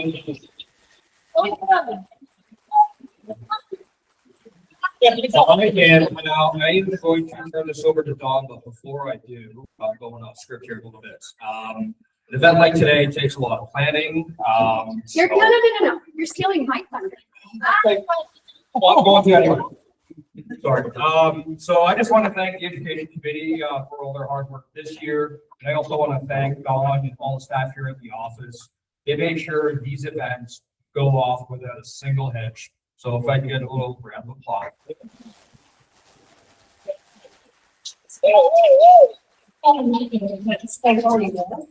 And is Jessica McNamee around? Yes, Jessica, could you come up to the front? And Rochelle, can you also come up to the front? Yeah. So we are going to be breaking for lunch. We're going to stop for 20 minutes. During that time, we're going to be converting the trading room into the preferred vendor roadshow. So just give us some time to move the tables out. We'll bring chairs so you have somewhere to sit. But these 4 individuals truly are the ones that deserve all the recognition today. From putting together the roadshow, from working with Elizabeth and John and Mary-Anne to put on this event. So I'd like to thank all of you guys for all of your help.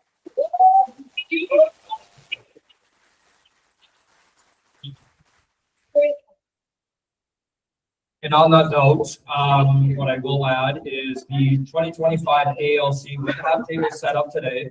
Please go and visit them and see what they can offer you and how you can help your brokerage. The work that they do helps all of us here. So please go and visit them when they have their table set up today.